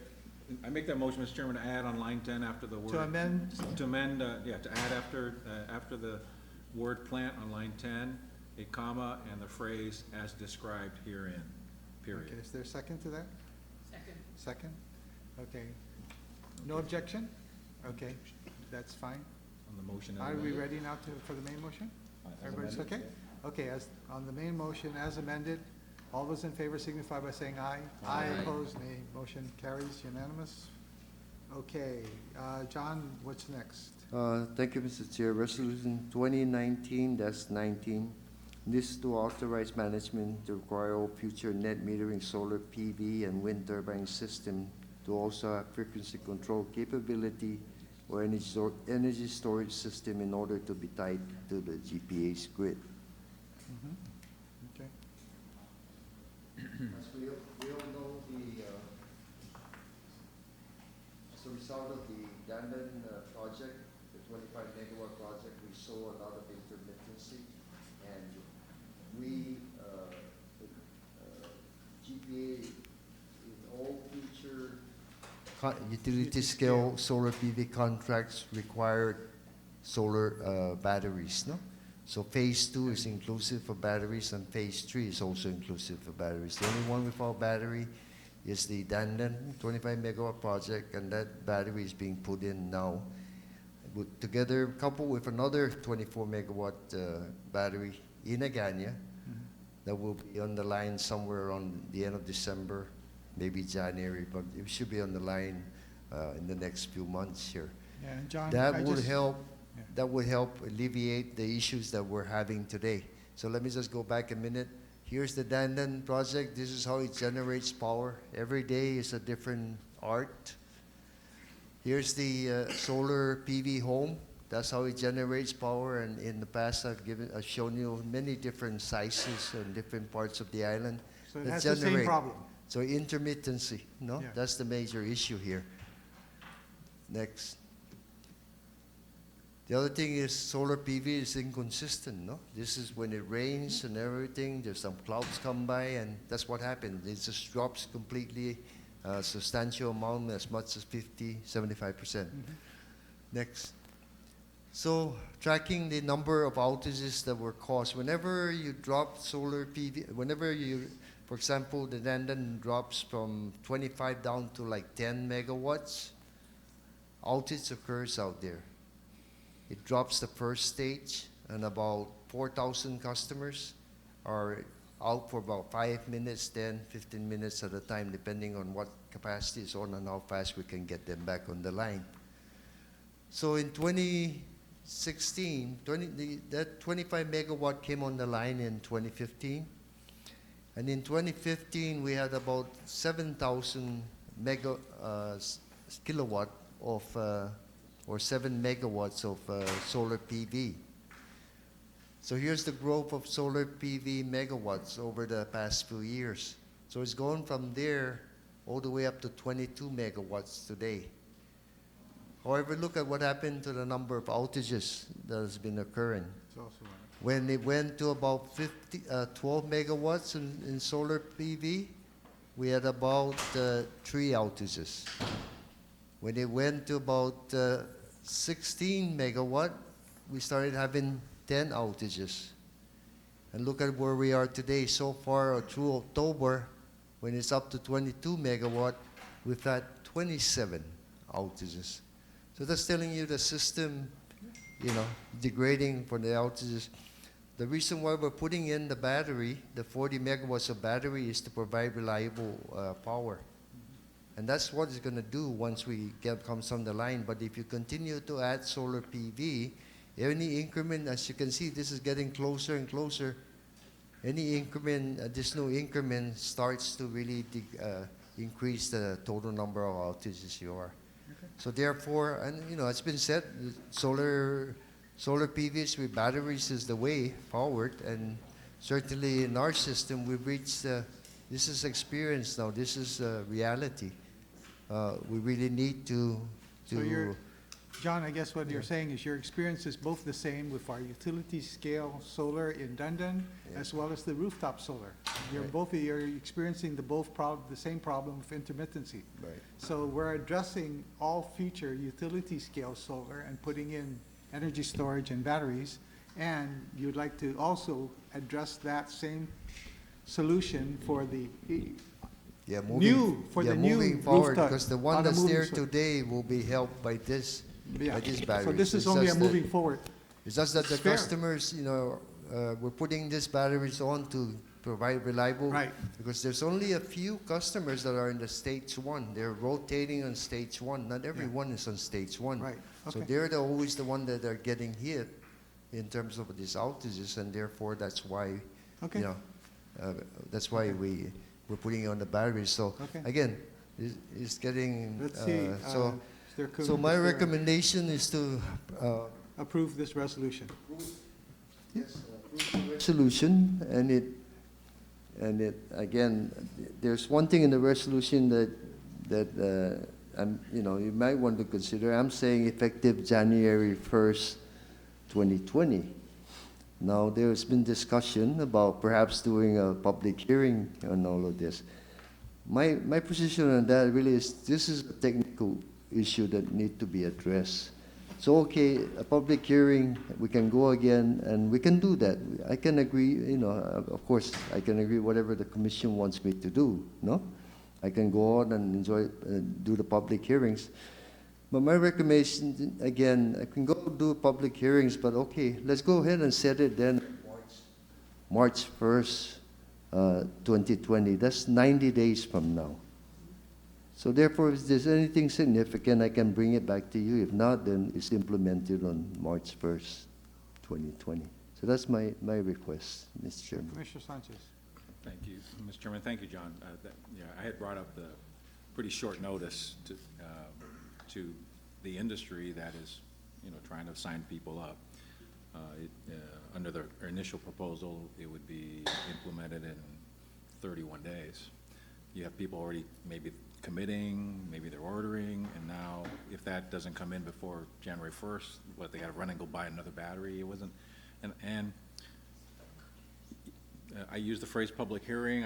You can do it any way you want, but I think that even the commission would benefit from hearing from the industry that, hey, we're about to make this change. And to me, it's a pretty fundamental change. Before, you didn't need a battery. You just, GPA is your battery, you hook up, right, you're good to go. Now, every new system, even though we're only signing them up at $3, $5 a month, right, every new system would have to have a battery, but we haven't told anybody about this. I hadn't heard about this since last Thursday, right? So it's relatively, so I hadn't heard about it, I'm gonna guess the industry hasn't heard about it, and I think it might behoove us to just delay approval and have some sort of outreach, whether you call it a public hearing or whatever, where you specifically reach out to the industry and say, hey, this is what we're proposing, and then we can attend that, you know, do a roundtable. I mean, you can do it as formal or informal as you want, but I just don't see, I mean, it has to be technically done.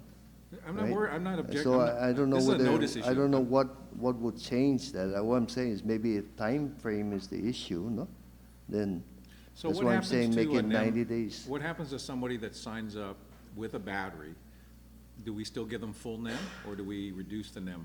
No, the NIM doesn't change until the PUC changes that, and we still have a docket is only- So before. someone will sign up with a battery now, Yeah, right? so Every new system. anything, so any, signing up within the next 90 days, they'll still come in without a battery, but after 90 days, effective 90 I days from understand- I now, understand mechanics. you have to have the, a battery included so that we can mitigate now the issue of the intermittency, which is impacting all the non-solar customers, or the majority, the Well, non-solar. no? Again, my concern is there's been no public outreach to interested parties. And I'd almost rather have that done and then bring it back to the commission. I just want to hear what other interested parties, you know, this is a unilateral decision by us, a unilateral date being picked. Now, you're suggesting pushing it back. But you've got the industry out there doing whatever, totally unaware that this is happening. And I haven't talked to anybody. I'm just assuming, I hadn't heard about it till last Thursday, unless the industry knows more than we do. I don't think they've heard about it at all. And if we adopt it tonight, other than you're suggesting delay it till March 1, what if there's something we haven't seen? I don't believe there is, but to give the industry an opportunity to say, this is what we think, we like it, we don't like it, change this, push the date back. I think it would behoove us to just hear from the industry before we make a decision tonight. I would agree with you, except for one thing. This is a proposal, and I've gone through it, is really something that we need to do for the grid, for the security of the grid and for the reliance of the grid. And if you don't do this at some point, more and more net metering customers are going to keep making this problem. So we've acknowledged that we've learned when we put in Dun, we learned we had a problem. When we put on all these net metering customers, we saw the problem. It's the same problem. So we've addressed the problem for ourselves, and we've even addressed it for the current NEM people by putting on Our new battery. and all the ratepayers had to pay for that. Okay? And now all we're saying is, on a going forward basis, listen to me for a minute, on a going forward basis, this is what you need to do, because if you continue to not do this, the problem just gets worse. So I don't see a way of, I guess what I'm trying to say is, I understand John's argument. Even if you had a public hearing, this proposal wouldn't go away. It's something we need to do in order to keep the grid together. That's what I see. But you know, that's all. Yeah, Let's Commissioner Is this Limsato, going yes. to be only for new customers? Only for new customers, but Commissioner Limsato. Yeah, you know, I'm concerned too with the timing of it. I don't dispute all the arguments you're making about intermittency. I agree with them 100%. In fact, we made that case over and over again in support of the new power plant, right? So our entire basis for our argument about this new power plant was to add renewables, right? So, and the way it was designed was to address the intermittency issues. You're already doing it at a utility scale level with all the batteries going forward. But I mean, Simon's right. I think the industry alluded to cost for batteries coming down, right? maybe they are already planning to include batteries with all their new solar customers, you know. So I'm not saying that they would even oppose this. I'm just wondering whether or not maybe we need to do a little bit more outreach before we address the resolution, as opposed to addressing the resolution tonight. Because I think you may even find support for it, because I think from what I heard at the last roundtable, that was kind of where the conversation was going. It's like, yeah, we're gonna be able to provide you solar plus storage, right? Because they too acknowledge the fact that sun's not always gonna be shining, that there's gonna be rain issues. So, you know, one, we made a very big case about adding renewables with the new power plant. But two, based on that roundtable, from what I took away from it was that The I'm not industry itself. sure that they're gonna oppose this, really. The industry itself was saying, we think we should add batteries into the next group. Yeah, they Yeah, were, I'm they were not- saying that. Their push is to, okay, so, yeah, But it'll it- add to their sales. Unless the prices are not really coming down and it's not gonna make them be able to sell products, no? But secondly, again, technically, we still, I believe we still need to do it. Otherwise, again, the people the customers that are paying for the batteries are the ones that are gonna be suffering with these outages. On the average, 4,000 customers, they react 5 to 15 minutes because of lag. So any additional incremental. So what I'm saying is that, okay, if we want to give it time, all right, can we go ahead and set a time then, whether it's 6 months from now, or I just want, you know, otherwise we'll be back here January, February, and, you know, then they'll want to give us 4 months, and now we're up to, you know, it's a moving target. So that's all I'm saying. But as far as technically requiring have to do it, I think we have to do it because the people that are paying for it are the ones with no solar. And I think I have something here which is actually in the next resolution. The rate for residential customers is 24.25 cents. Solar PV customers avoid the full 24.25 cents. They're not paying anything for the grid. So continued adding more non-paying customers to the grid in hurting the other customers. That's all. Yep. So But just to address that, how does adding a battery alleviate that? Because they're still gonna be compensated at the full retail value, whether they have storage or not. Whenever they use the grid, they're gonna But be again, compensated. going back to what I was saying, intermittency is like this, Mhm. right? And so if you continue to add, as you can see, the incremental, small incremental 1-2 megawatts is making the number of outages go out for those customers out there. So those customers, for about 4,000 of them are without power for 5 to 15 minutes because we keep adding incremental customers that are actually not paying for the grid. The ones paying for the grid are the ones suffering. That's all I'm saying. Commissioner Sanchez. Yeah, I don't disagree with the policy. I think it's where we should go. Where I'm disagreeing is just that I think from a public outreach point of view, the industry doesn't even know we're talking about this. They're the ones out there trying to sell people. And I had a similar takeaway that Commissioner Limtiaco did, but I also remember them saying this: to buy a battery now is 20 grand over 20 years.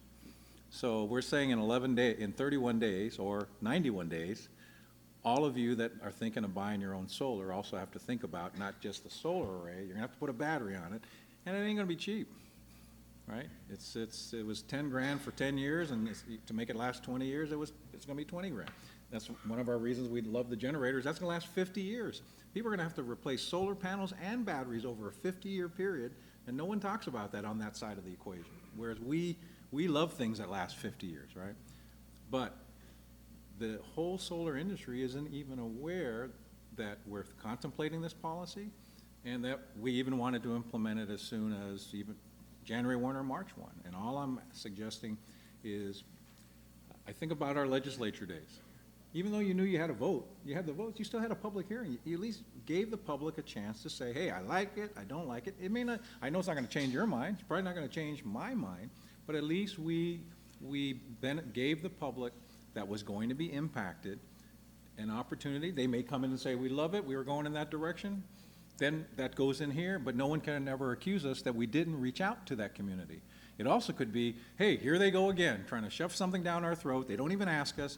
Nobody knew about this, and it was gonna be January 1, now it's gonna be March 1. I mean, from a business point of view, January 1 and March 1 are sort of the same thing. You know, 30, 60, 90 days in a business goes like that.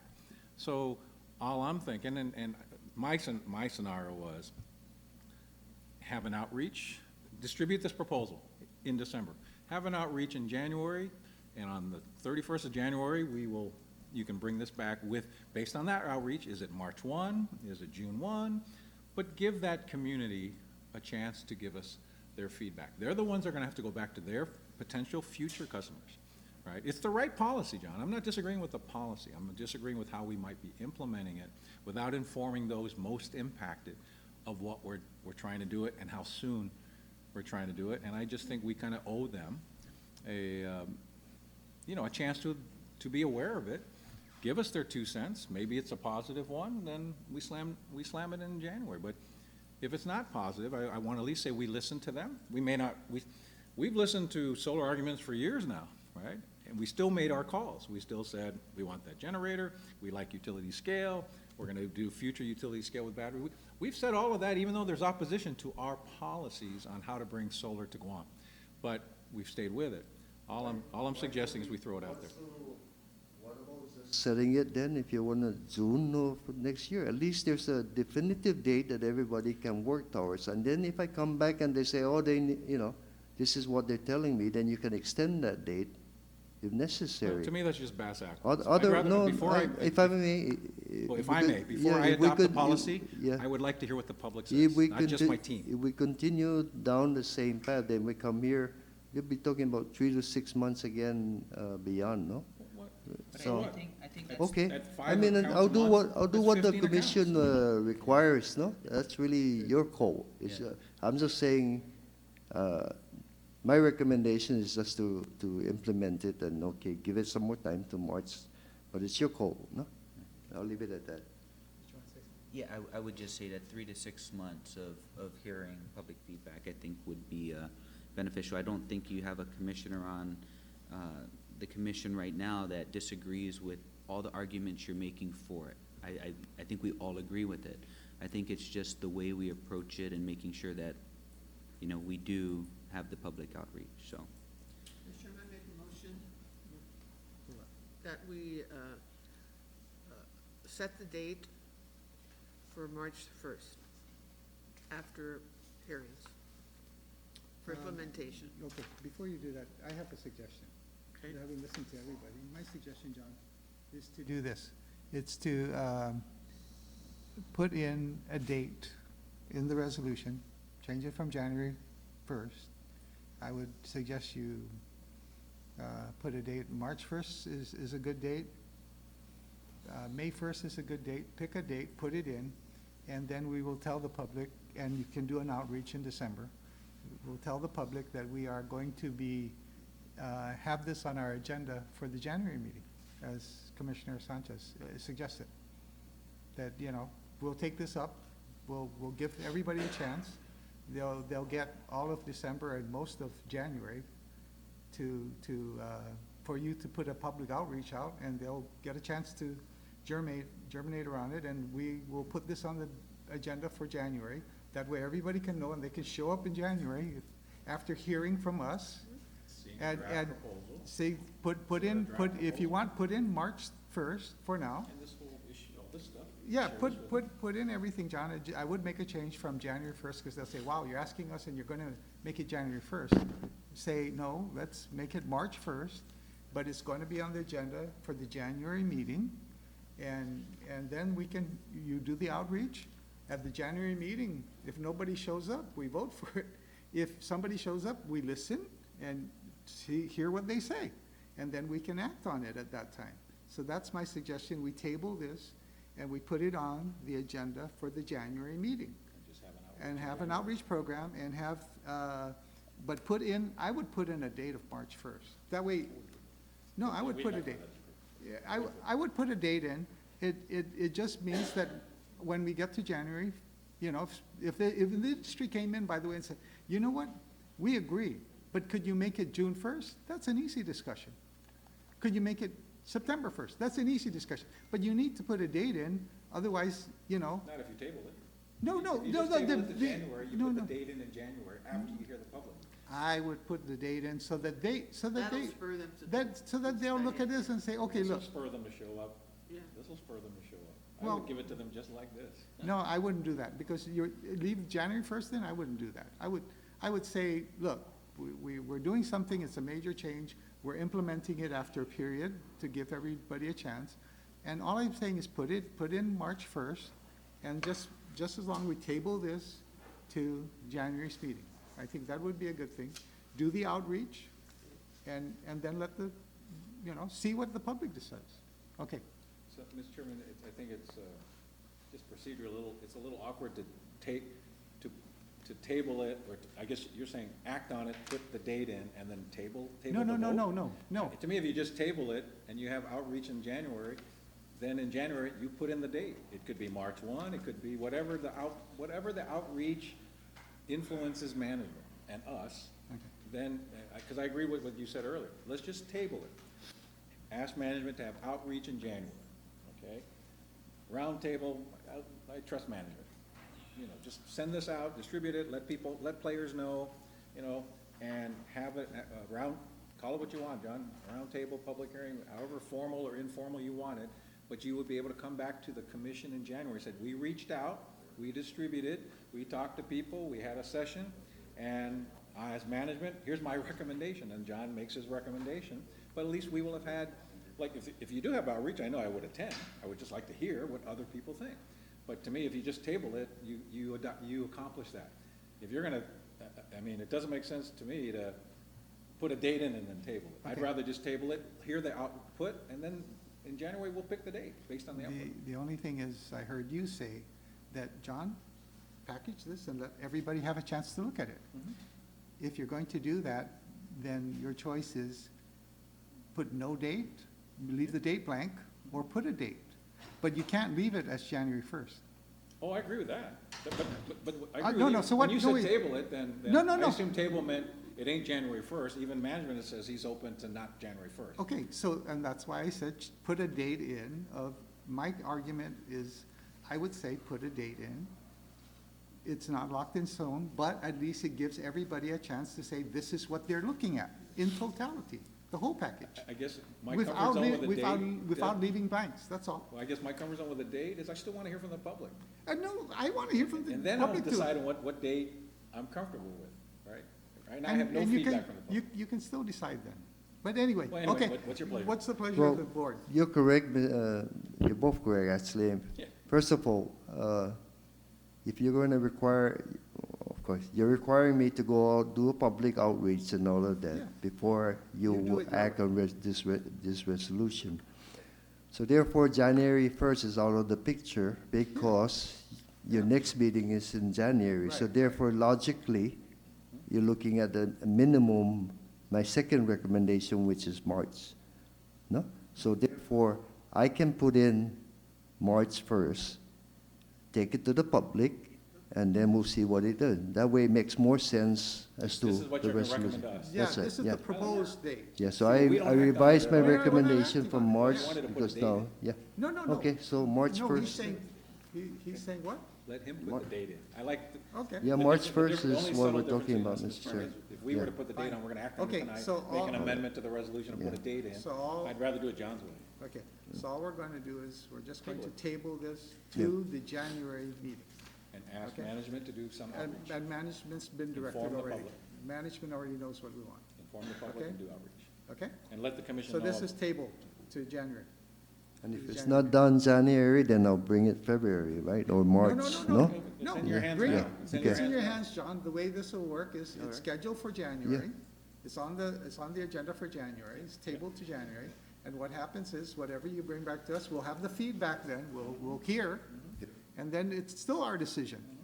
And we know we're going to make a decision to do this because we know policy-wise, we need to do this to protect the grid.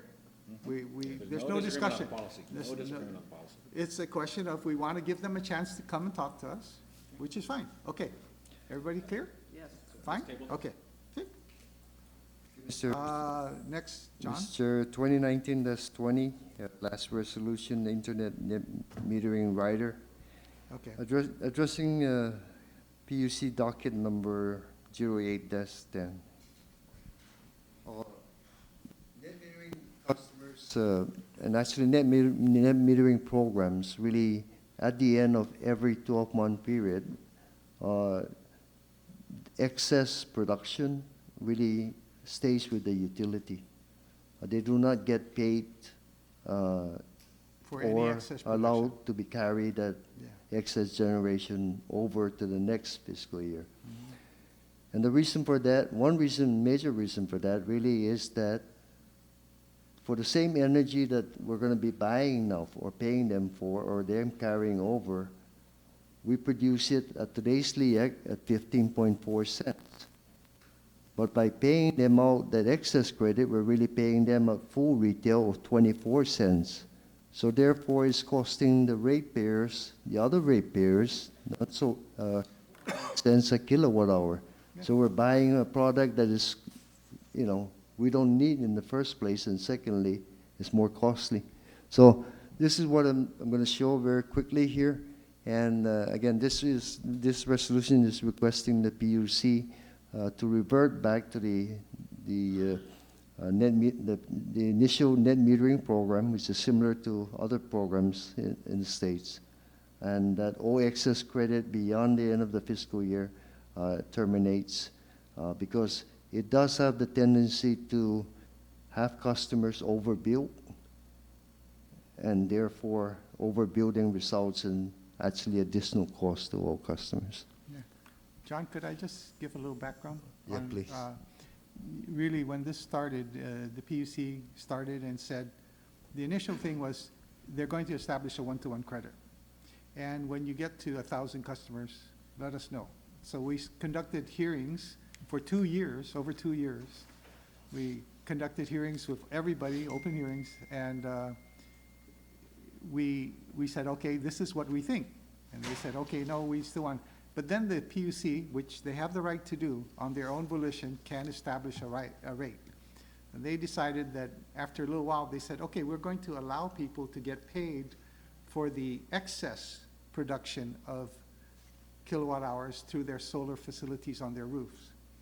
And so this wasn't something GPA asked for. This is something that the PUC on its own volition, which they can do, proper for them to do it, established. So I think it's proper for us. This resolution is very proper because it now says, look, you established this, and now we want to give you some feedback, and we're saying we need to stop this for all of John's reasons. Now you can go, John. Yeah, and again, in fiscal year 2018, we paid out 86,000 and then carried over 241,000. So in 19, that's probably more. And again, first of all, you're paying out more than what it cost you, and then secondly, you're carrying over a number that will continue to grow, then it starts to eat up on other budgetary items, no? You can't plan for something you don't know. That's a good point, John. I missed that. So if I hear you correctly, what you're saying is they can get paid for these kilowatt hours at any time, so they can still the end keep of the year, building yeah. this up? No, but Then carry it forward. Can but carry they it can or carry it forward, so, yeah. Somebody could keep amassing, and if they came in and said, now we'd like to get paid, that would be a real drain on the funds of GPA. That's right. So that's a an additional big reason why windfall we for can't allow somebody overproducing in their Okay, so- capability. Okay. And I missed that point. overproduction I missed could that. be I'm sorry. fine as long as we're paying no more than our avoided cost, which is fuel, or just a little above fuel. But here but we're in- paying full retail rate, so therefore it's costing ratepayers more money. But John, it's even worse than that, because I thought that if they didn't ask for payment, then it went away. And what I'm hearing you say, no, they continue to bank this, and they can start banking a huge amount, which if they all came in at one time, would be a real challenge to GPA to pay. So that, I think that's a good thing. I'm sorry, I just, it was a point I missed. I wasn't here for the working session completely, so I missed that point. Thank you. I read the data, but, okay, I'm gonna keep quiet. Go ahead, Commissioner Sanchez. Mr. Chairman, I make a motion to approve resolution 2019-20 for discussion purposes. Okay, is there a second? Second? Go ahead. On the discussion, Mr. Chairman, next. again, on page 2, on the resolve section of the resolution, what is that, page 2? Yeah, Page 138 on board books, yeah? yeah. So, again, on lines 49 and 50, we just say, file a petition of its revision to the interim net metering rider, but we're not specific about, Yeah, what. okay, yeah. All right? It seems to me the compelling part, John, correct me if I'm wrong, is that despite all the whereases, the most compelling whereas is the last one. In this utility industry practice, at least in the United States, as I've seen it, as well as GPA points out, doesn't let you carry it forward. It zeroes it out, and the main reason is what John had talked about. If you're smart enough, and I know some of our 2,500 were smart enough, you can game the system by putting more solar than you need. And then you just start building up these credits, and Whenever you need money, to come your right in. benefit, but at the expense of Expensive. other ratepayers, right? Right. So, it seems to me that we're still missing on that Yeah, you're page right. 138, the On the revision to resolve. its net metering rider, such that all NEM excess credits shall be Zeroed zeroed out out annually, again. Yes, that's correct. right? Yeah. And Correct. can we put that phrase in there so Yep. that? Graham? Well, again, it's whereas, I wanted to You resolve. just take the language from Yeah, there and- Yeah. that take last it down. whereas, That's what's done in So 20. you'd like to read line oh, I like what, 50? No. 50, there would be a comma in the resolution such that all NEM excess credits are zeroed out annually. Period. and I like what Commissioner Limtiaco is saying, on line 33 above, you actually have the language, right? So I think that should be put in the resolve. The German, is to Yeah. file Yeah. a petition Line of its 35 to revision. 39. Right, to the interim net metering rider. Yeah. The revision shall be, and then you copy lines 35 through 39 into the second resolve, and then the third one would be You authorize. the effect is to zero out the NEM excess credits annually. So I think Commissioner Limtiaco, I like his suggestion that you actually just have the wanna check. language. Graham, did you get that? So you have. You want to run it by one more time, Commissioner? So the second resolve should state the language, that the revision shall state, and then copy lines 35 through 39. In no event shall it the excess, right? Does that make sense, Graham? Yep. Okay, all right, and then maybe the third resolve, the intent of this change is that NEM excess credits are zeroed out annually. Well, I was just gonna put that, after line 50, rider, you put commas such that all NEM excess credits are zeroed out annually. Unless you wanted to. Oh, okay, are you gonna, Yeah. what about lines 35 through And then he's 39? gonna add And then paragraph 2 would read, That's, The second resolve would the be. revision shall state, and then Okay. in the quotes, line 35 to 30. okay. I think that works. I'd like to make 39. I'd like that, to make that motion then. That's That we the, add the Okay. amendment to number 1 and a new number 2. The amendment number 1 would be, as you said, council, to zero Put out, commas, to add the zero out. phrase to, the effect is to zero out annually the NEM excess credits, right? That would be number 1. and then the number second 2 amendment is- would be- And number 2 is the revision shall state, and then in quotes, you 35. have lines 35 through 39. That's my motion, Mr. Chairman. That's the amended, for To make amendment. those 2 amendments to the resolve. So it's, I Okay. mean, it's one motion for 2 amendments, right? Yeah, Second. second, no no objection? No objection. No Okay. objection to the amendment. So much. On the amended? Now, are any further discussion? No? Oh, I'm sorry, I go did ahead. have some questions. Sure, go ahead.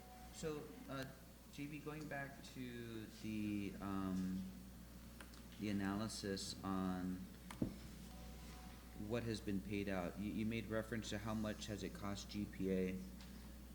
You're using a number of 241,217 that has been carried forward, but are you using that full number? You using the full retail to come up with that number? But you're not backing out what it would cost us, right? Because you should just be using the delta, right? Because it's not that full amount. It's what it would.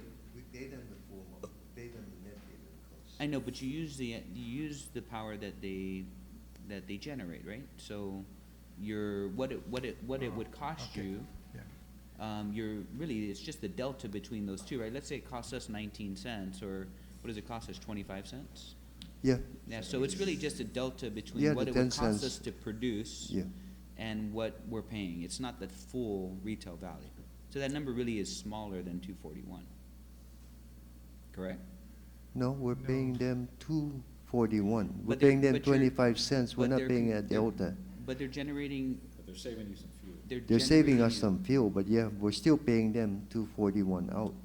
right? They're saving you some fuel, but if you were to produce it yourself, what would it cost? If you were to It produce cost us 15 cents. Okay. Well, no, it would Plus cost, the it would cost distribution you, and generation. yeah, it would cost 19, you 18, 10 19. plus 15. If you had to produce that power and distribute it, It's cost you the full it would cost 25. you the full 25. think- I'm just saying that what the cost you're saying in here doesn't take into account what it would cost GPA to produce that power and distribute it. So it really should just be the delta between those two, No, this is how much we pay out, right? right? So therefore, we're paying them out $241,000 For the power that they generate, right? for the excess power that they get. That's the correct He's just statement. referring to the check we cut. Is it The our real cost? check we No. cut is But that's the check 241. we cut. Yeah, I That's, agree. that's I'm all. just saying Now, that it if you paints a want to pic- talk about delta, here it is. No? I think I understand what you're saying. Here's this is 2018, no? We had 15.4 in 2019 on the zone, the average. Here's the fuel, 13.9 cents. 10.3 cents is your base rate. We need to generate for our budget $160 million to pay the bills. The bills include debt of about 2 cents a kilowatt hour, capital improvement 9, T&D grid, plus cost for labor and O&M of all the power plants. Whether they generate or not, those are fixed labor costs, fixed costs of the system, right? So there's your 10 cents, no? So therefore, net metering customers, and again, this is the docket before the PUC that is still ongoing, is getting full retail credit for this 24 cents. But we are only avoiding 13.9. The 10 cents is still, we are avoiding, our only cost to produce that energy is 13.9, and the additional cost, whereas we're paying the full 24. So what's happening here now is if 52 customers paid 160 million, the average is 3,092 per customer. If you take the 2,000 solar PV customers not pay out because you're getting full retail, then the other customers are paying $3,215, so for additional $124 a year. So again, this is why we've been trying to petition the PUC to put parity and all of that. This is why also, what I was saying earlier about the batteries, no? We continue to add more customers here that will continue to not pay, but yet the batteries are being paid by everybody else and the outages are being experienced by those one paying the batteries. So that's my point on the other one. But this is where this is the delta. You're correct. The additional cost to us is the 10 cents a kilo. The additional cost to us is the 15, or in this case 13.9, the fuel side, because it doesn't cost us more than the fuel, but you know. But I think it's some Yeah, people but we're paying them oversize out their the system the to get total more amount, yeah. money from us than they would have otherwise had they properly sized the system. Yeah. They sort of gamed it, So it which is does why cost most us communities have capped it and said, you can't carry forward, because then you won't plan to overbuild your capacity. What- We'll let you save your power, but not your power and somebody else's power. And then the other question I had is, when you say revert back, did the original language have this language in there? Revert back. In part of the whereas, you use the word revert back to To the- language. Yeah, Are the you saying the original- original language had this in there? That's the one that's. That there was no quoted here. carryover? It would, There was no carryover. okay. So it was only on docket when that docket by the PUC 8-10. Mm-hmm. That's when they allow for they make the change to allow for payment and carryover. So what we're asking them is to revert back to the original net metering, Yeah. which is, as we can see, And has that- some consequences already, but this makes it even worse. No? Yeah, and that would apply to all those that are Currently. currently current and future. going forward. Yeah. Yeah, So for Yeah. those that have been accustomed to receiving a check, a check in excess, Goes away. that goes away. yeah. Because there is already, Which is how it and used to be. again, I'm not trying to be against all of it, I'm just trying to show Fair the enough. parity And so- of the and- costing, no? And so, Yeah. how long has that been in place? 2015, right? So for the last 4 years, it's been? When did December when did that 2015? When that did the docket, when did PUC the order come out, John? Graham? When? It says December 2015. Oh, December December 2015. 2015. And that's, Three, yeah. 4 years. Almost 4 yeah, years. and, And that's again- why I said, I wanted to clarify earlier that, the PUC can on its own move to change the rate, we know this. So they did, and we didn't, I don't remember us having input on that, they just did it. And so this is proper for us to go back and say, now that we've experienced this again, this is not a good thing. But they didn't change the rate per se, they changed. They just allowed for the they carryover. allowed for the carryover to be paid out, The permanent carryover. The- which was not what was in the original language. We The did original petition language them for the, I'm sorry, Mr. Chair, for the change of the rate, but that's again, still gonna need some other additional said- well, studies That's a to, different docket. Yeah, That's a that's different docket. the- No, he was asking me whether, yeah, yes, that's correct. But so, we're still petitioning for that, it's Yeah. just in the process, yeah. yeah, They said no until 26,000 kilowatt. so we're waiting. And we also said, well, we'll prepare another study to bring before you Yeah. and for your consideration. No other questions?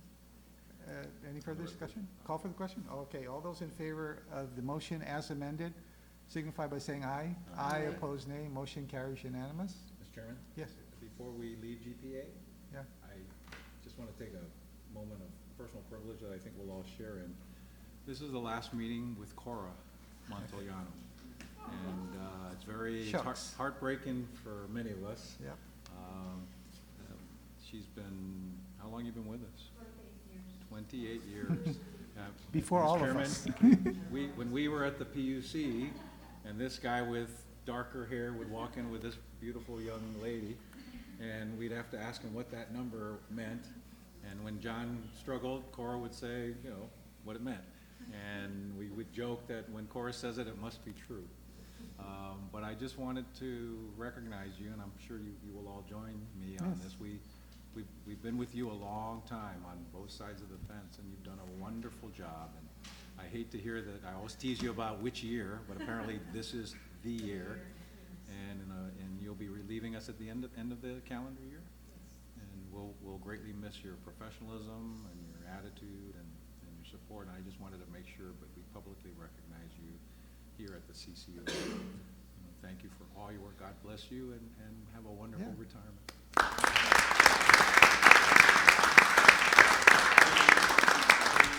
And that's why I dragged you back here. Yeah. You And snuck I want, out. for She snuck the, out. She's so good at sneaking out. for the record, I want it noted that I argued with her and pleaded, and she said no. Okay? I want to thank everyone. Mr. B was the GM when I first joined in '91. Right. He's the last GM. Yeah. There you go. So, 6 GMs and 3 CFOs, during the 28 years. You're the one consistent thing, Cora. Great. Yes. Okay. Very much. Only one Cora. Thank everyone, especially the executive managers, I've worked with them for a long time. Okay. Thank you. We'll miss you. Thank you for your sir. Thank you for your service. Yeah, thank you.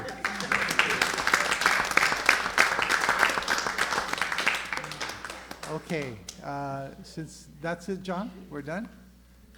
You want a GM report, Mr. Chair? No, no, we have GWA.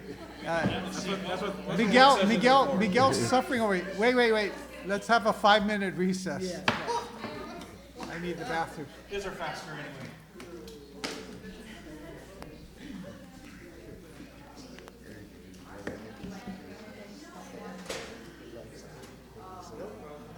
Five out of 6 ain't bad, JB. 5 out of 6 resolutions ain't Yeah, bad. no, I just have to express myself. That's what I have to do. We're not saying no, we're just saying not yet. But I just see this like so many public. I guess I'm public hearing out. We all are.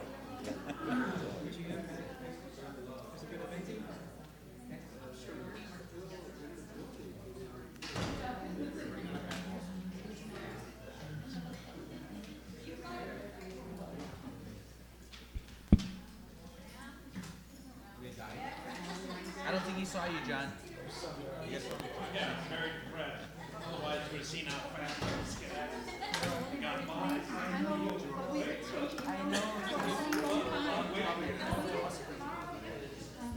No.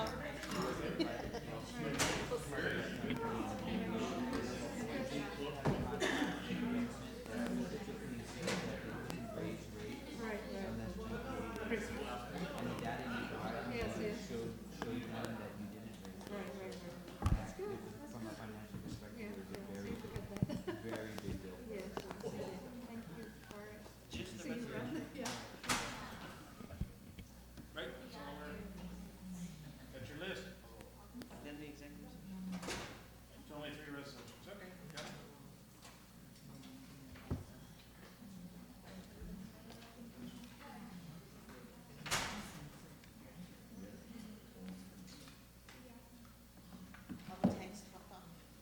Yes. But UGM's being depleted because we don't have any production going on. Is it that bad down there?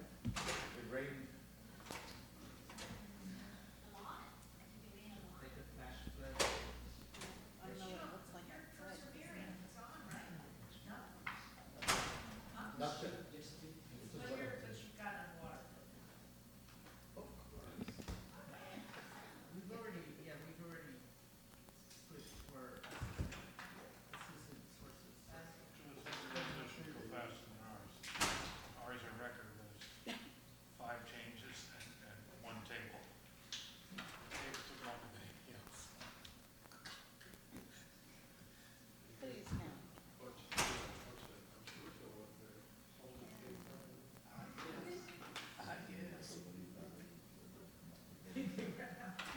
Are we streaming?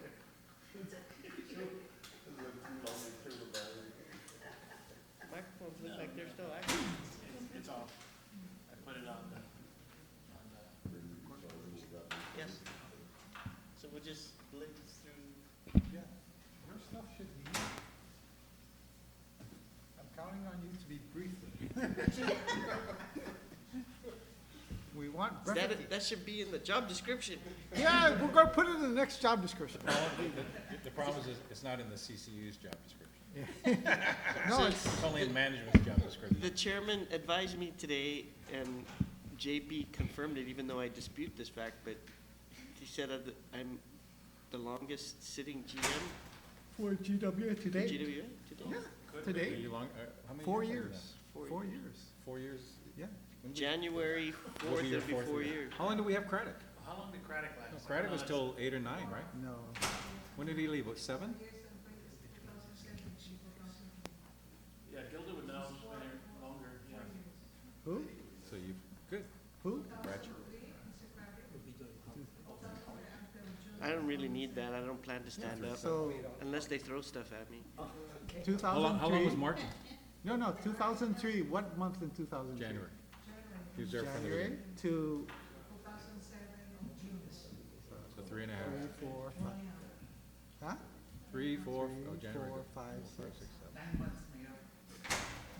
7. of 5, All of 4.5 years, no, not yet, Not yet? not yet. Well, Next June, close. God willing. I said John was. And he goes, No, John no, wasn't. he's only filled in. I said, yeah, but you filled in so many times, you take it cumulatively, I So think we've you got a exceed. 4.5, almost a 4 and a 3, and then some interims. Glenn was 8. 2, Yeah, that's right. I think, or 18 months. That's 12 on it. Okay, Do we have executive session tonight? yes. Did That's you know why that? Is it on the agenda? I have to stay back. The mouse? Is it on the agenda? Did you know? Yes, not know that. it's on the agenda. It should be I on actually the put my agenda. arm on it, it collapsed, I thought I broke it. I believe you. I don't see it. And then, Lou? actually, I didn't Yes. notice. But was it on the notice? I saw it, I thought I As long as broke it, on but the notice it, one. Yeah, make sure it I was on don't, the. I put Yes, on a binder executive on top session. of it, and then, Number 7. and then when I saw it, I thought I Number broke it, seven. and then I put it aside. What page, Mr. Chairman, on the board book? A few days One, went by, page and I one. didn't use it, and I'm like, oh, what the hell is that thing, right? Because it was flat. I didn't, the whole, what, I recognized as the mouse was the one that was curved, and when I saw it lying flat, I thought, It's not tabbed. Oh, I see. It's not tabbed. I got it. is this a USB drive, or? Highlighted. Light it. Yeah, But we do, but we have executive session. it's going to be short. It's, you know, it's just, okay. I think it's backwards. I think it should have been before announcements, but, yeah. It's on there. No, you- Okay, Sorry, Mr. Chairman, I missed it. It wasn't highlighted. That's why it didn't yeah, pop out. okay, My bad. okay. We're all back. Are we ready? Miguel, are you ready? I'm ready. Let's go. We're back in session. Tell everybody, we're back on. You can skip the GM report of the financials, go to the resolution first. Okay, Mr. Chair, first up on the list is Resolution 07 FY 2020, and this is relative to approval for our last contract option year for submersible pumps and motors. This is our IQ contract with JMI Edison, so we're in the last option year, and we are seeking approval of what we need for 2020. Our request is $714,000. We're seeking your approval of this amount, and then for us to take this to the PUC as required by the last docket that was issued on this contract. Okay. The funding source for this would be internally funded CIP, and our contract renewal will end on August 22nd, 2020. So we need to get these ordered so that we can replenish our inventory for the coming fiscal year. We do have another procurement planned, since this Okay. is the end of our contract options. We'll put out another IQ, and we will revise the technical specifications to try to encourage more competition and better pricing. Okay. Any questions? No? Move to approve? Motion, second? Second by Commissioner Sanchez. No further discussion. All those in favor signify by saying aye. Aye. Opposed, nay. Motion carries. Next. Thank you, Mr. Chair. Next is Resolution 08 FY 2020, and this is relative to approval of contract for the diffuser at the Northern District Wastewater Treatment Plant. This is to be funded under OEA grant funds. If you recall, we Yeah. put this out to bid twice. Both times it came in way over budget. We were unsure about being able to fund this completely until we were able to get all the other bids on the grant funding in, and with the award of the Northern District Vertical Construction to Black Construction Company, we now have negotiated a change order that will bring down their contract amount. So we have available, and along with the management of the Interceptor contract, and that coming in under budget, we have available about $8 million, which we think we can use to fund this. Because we've exceeded the budget on both other procurements, we've rejected those, and then under the law, we're allowed to go with the sole source procurement. Legal has looked at this, and we've signed the sole source procurement certifications that are required. So subject to the transfers of the savings from the Interceptor grant into the Northern District Construction grant, and then the transfer of the additional $2.2 million in deductive change orders from Black Construction. That will also go into another grant under which the diffuser construction was authorized.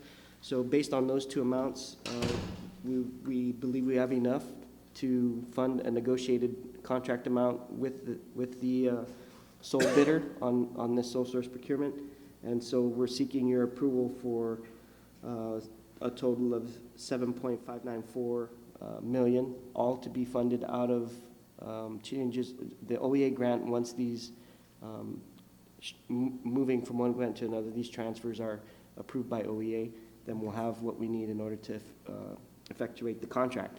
We want to get your approval quickly, though, because, as you know, the diffuser installation involves in-water work, and there are specific times of the year that the work needs to be done. We have a target for completion which is not going to move. This is what we've committed to in the grant applications, the original opening date for the Marine Corps base. We're trying to meet that, and we want to give the contractor enough time and flexibility in order to do the in-water work, which has its uncertainties. So in order for him to meet the pricing that we have available for this, the maximum flexibility is desired, and so we want to award as soon as those transfers are approved by OEA. So we're seeking your approval now, contingent on the transfers. Commissioner Chapel. Yeah, just a quick question. Miguel, did the sole source procurement result in a cost that was lower than the prior two Yes. competitively bids? Yes. By how much, roughly? Roughly by about $2 million. Okay, thank you. Is there a motion? So move, Mr. So Chairman. moved. Second. Second, Commissioner Chaco. Any further discussion? None? All those in favor signify by saying aye. Aye, Aye. opposed, nay, motion carries. And last up on your resolution, Miguel. Last resolution is 09 FY 2020, and this is adoption of the general provisions for the budget. As you know, the PUC has not resolved our rate case, and so we're operating on FY 19 levels. However, we wanted to get on the record approval for the general manager's transfer authority for 10% of the total budget between categories, with the exception of personnel. And then also, I guess, to increase the procurement authority to $1 million, consistent with the GPA GM. Okay. That's it? Any motion? So move. Second, Commissioner Sanchez. Further discussion? No? Okay, all those in favor signify by saying aye. Aye, opposed, nay, motion carries. Okay. Commissioner Sanchez? I'm sorry, I was wondering if we could just ask Talon to just give us a brief summary on financials? Yeah, no. Sure, because this is the first month of the fiscal year, the month-to-date and the year-to-date numbers are the same.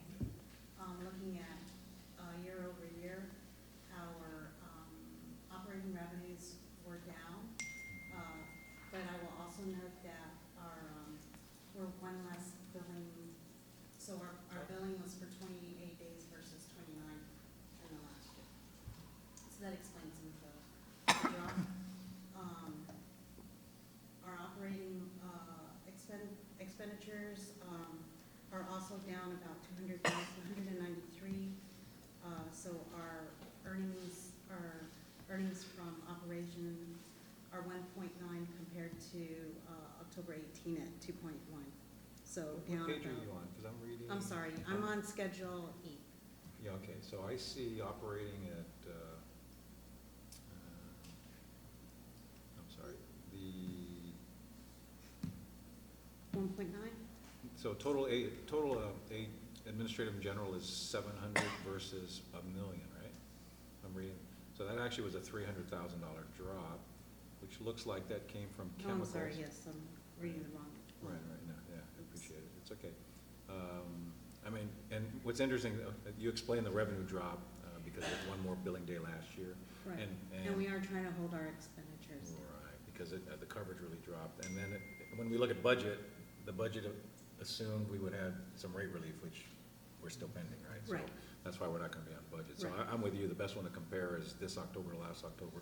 We're basically on last October's rates. Revenues were basically flat, right, other than that one day of Right. revenue, right? But spending, yeah, I noticed it was 694 versus $1 million on AG&E. Water purchases, power didn't change too much. And salaries is up, what, 100,000? Right, so, You've added bodies from a year increments ago? and And you've added bodies New hires. from a year ago, right? Okay, go ahead, I'm sorry, and if you can just keep, what else did you see or anything you want to point out to us? No, I think that was about it. See, because I mean, if you look at last year's change in net assets, we only made 180,000. Last year, we made 3.3 million, but 1.8 of that was a grant from the U.S. government. Right. And 1.1 million was, what's that for? It's aid, something for during construction. It's when we haven't capitalized some of the construction, some of our CIP money we get to capitalize. And you do that kind of Capitalized labor. at the end of the year, really. You kind of wait and capitalize. You can't, it's hard for you to do it in the first month of a fiscal year. But those are the big differences. So, you know, it's pretty tight, because look at our coverage, 138, 125 is the minimum, right, on the debt service. So we really need that rate case resolved, right, because the coverage is really getting narrow. It was 1.5 a year ago. Of course, a year ago benefited from that AFUDC and the grant, all right. And I assume, Miguel, you look, this year looks good for your grant level. You should duplicate or exceed what you got last year. From EPA? Yeah. Yeah, my impression, okay. All right, so it's a little tight right now without the rate case, right? But other than that, you're paying your bills and you're controlling your costs a little bit. And, yeah, just gotta watch our coverage, yeah. Because right now, that's the only way you can control our coverage is to control the cost. Right. Because you get no help on the revenue side. Yeah. Okay, that's it. Thank you, Mr. Allen. Commissioner. Colleen, can we go over Schedule G?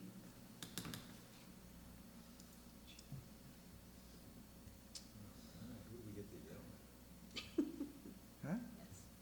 So one of the interesting things that happened this fiscal year is there was a circular that was issued by DOA that requires all line agencies to issue purchase orders before that they can pay their water bills. So we're working through that with, yeah. I don't know if that, the reason for that is so that they Do we can. accept government purchases? Well, I mean, The what if- issue what if is- they don't the issue issue the is- PO? We turn off the water? DOA won't process the payment. So Yeah, but we- that's Well, gonna how do we cause know a we're gonna delay. get- Why should we give them water then? I mean, No, think about it. I hear what you're Purchase saying. order tells me I got a sale. Right. If I don't have a purchase order, I'm doing it on trust. What if they don't issue the purchase order a month from now for the water they used last month?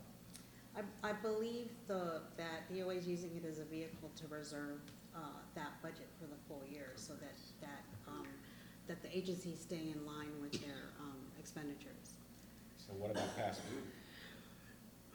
That's not in their new purchase order. No. That's what I'm concerned with, it's just the aging. So, because I don't think you were here the last time we addressed it, I think, Chris, we addressed it with you, right? Yes. Is what, we identified some of those, especially the over 120 days, and we had talked about some of the issues with disputed billings and that we were gonna get some of them resolved. Right. But I'm not sure I see any change. I So, don't see any more disputed billings. I think it's I just can speak to age. the airport one. We just finished our Yeah, the airport. second round of negotiations on the operating agreement for the airport, and this came up. I left the last meeting, which was in early October, with what I thought was a resolution on their outstanding amounts. And I expected that to be paid this month. When I went back for the negotiation, the second round of negotiation meetings in November, although their executive management was on the same page that I was, the operating folks did not agree or didn't walk away from it with the same commitment. And so they didn't pay it. So that one has been sitting. And so they're contesting a double billing issue that they want resolved. I told them I would take another look at it, but we should have it wrapped up within the next couple of weeks, and then we can get the airports knocked out, which is the larger of the two. The other one, the 40,000 from the mayor's council, when I did go to the governor's breakfast with the mayors, I did discuss that with the guy from mayor's council. No, not the mayor, the Angel. Sublime. Angel, yeah. Yeah. And so, he mentioned the purchase order thing, and he is trying to work that out with, BBMR for the But that arrears. purchase order thing is for going forward, but this is aging, right, so. Well, that's So they're what he That'll told impact me, that'll impact our cash flows, of course. right? So the 43,000 was sort of dispute where the agate mayor is claiming that one of our contractors was responsible for the break that caused the leak in their area. And so we've looked into it, we don't agree, we've told them we don't agree and that they have to pay. But And so, we've also asked the contractor to put together, or I'm sorry, the construction manager to put together documentation that supports our position so that we can put it to bed with the mayor. I think what, And they haven't. They, you know, the leak was not anywhere near where the contractor was working. They asked the contractor to help fix the leak, and all of this is documented, so we have a strong case to get it back. We'll resolve the dispute. Okay, and then it looks like you resolved the public health one, right? I don't Yes. see that on there anymore, so, okay. right, Is, and the is, DOE is that one agency starting to fall behind? Right there. Yeah, you can see Some right have there. stayed behind. I mean, actually, most are good. It's just DOE. This airport has been out there for a while. Yeah. And I hope you resolve it. The mayor's has sort of been out there, but you're documenting it. But I, Yeah, but, with regard to DOE, they're not disputing any of the monies. We did have, discussion with them, earlier this month where was it late last month, where we, applied some of the credits that had been outstanding against some of the older, billings, and I have a promise for them to come in to sit with us and see what they can do about, making payments so they can get earned. this is on the 639, the whole, Well, I mean, not all at one time, but yes. and will purchase There's no orders be an there's no issue on the dispute. 639? I don't believe DOE has to cut purchase orders because they're not a line agency that reports to DOE. Oh, They okay. handle their They own, own POs, okay. Their only issue is cash flow. their issue is cash flow. Released from Or lines? a familiar story for someone at this table. Actually, for many of us at this table. Okay. Well, I mean, as long as we don't get caught up in this baloney about the old bill that needs a purchase order, as long as you feel comfortable, and just keep briefing us over the next, in the next 69 days, we should see some movement on all of these trouble accounts, yeah. But Chris, we also talked about one that you mentioned that you guys applied a credit to. I forget which one that was. that was public health. That was public health? Yes. Okay, so that's resolved now, okay. All right, no other questions, Mr. Chair. you know, the only thing I think that we'd like to tell you, and it's something we always tell you, you have to collect the money. So at some point, you just cut them off. Yeah, you know, And And you know who to cut off. You've been in it, right? Yeah. You don't cut off the schools. yeah, yeah. Just you and just John Fernandez and your replacement can't drink water for a while. Or Yeah. much less use the restroom. They can come up here, they can use the restroom up here. They're all invited. I 'Cause think this we're place all, pays its water. Yeah, I think we're all willing to work with them, but after 120 days, Yeah. over 120, we just shouldn't have anything in that bucket. nothing in that The column. problem that happens is, as more time goes by, Gets hard. Just hard GWA to becomes reconcile. less of a priority of the government. Well, but we have control over that. We can turn off the water. I know, Yeah. we, And we we have. need to, yeah, We but need to. that's the psychology there, Yeah. that Well, we'll just keep waiting, that's okay, So keep we're on not gonna waiting. wait, No more guys. waiting. Yeah, okay. Any further discussion on finance? I'm good, Mr. Chairman. Thank you. Good, okay. Executive session. We're, executive session? Graham? Executive session? I'd recommend to the commissioners that we move into executive session to discuss litigation matters. Okay. So all these are gone? All these are gone, right? Yeah, I mean, that's my question. We're recording it anyway. Why don't we just record it on, you release, whether you release this or you release whatever they're recording on in there, sessions on a separate disc or separate recording? We can record it, but we'll go ahead and stop the stream. With no streaming? Correct. That's what I meant. Stop the streaming. No But streaming, we could record it for your for, archives. for our legal, well, it's executive session, so between our lawyers and our executive assistant, they need to know where that is and keep track of it. Oh, yeah. In the same way they do this. Sure. It's just that we're no longer, But when you're recording, you set it to record and then you're out? We could just show a wide shot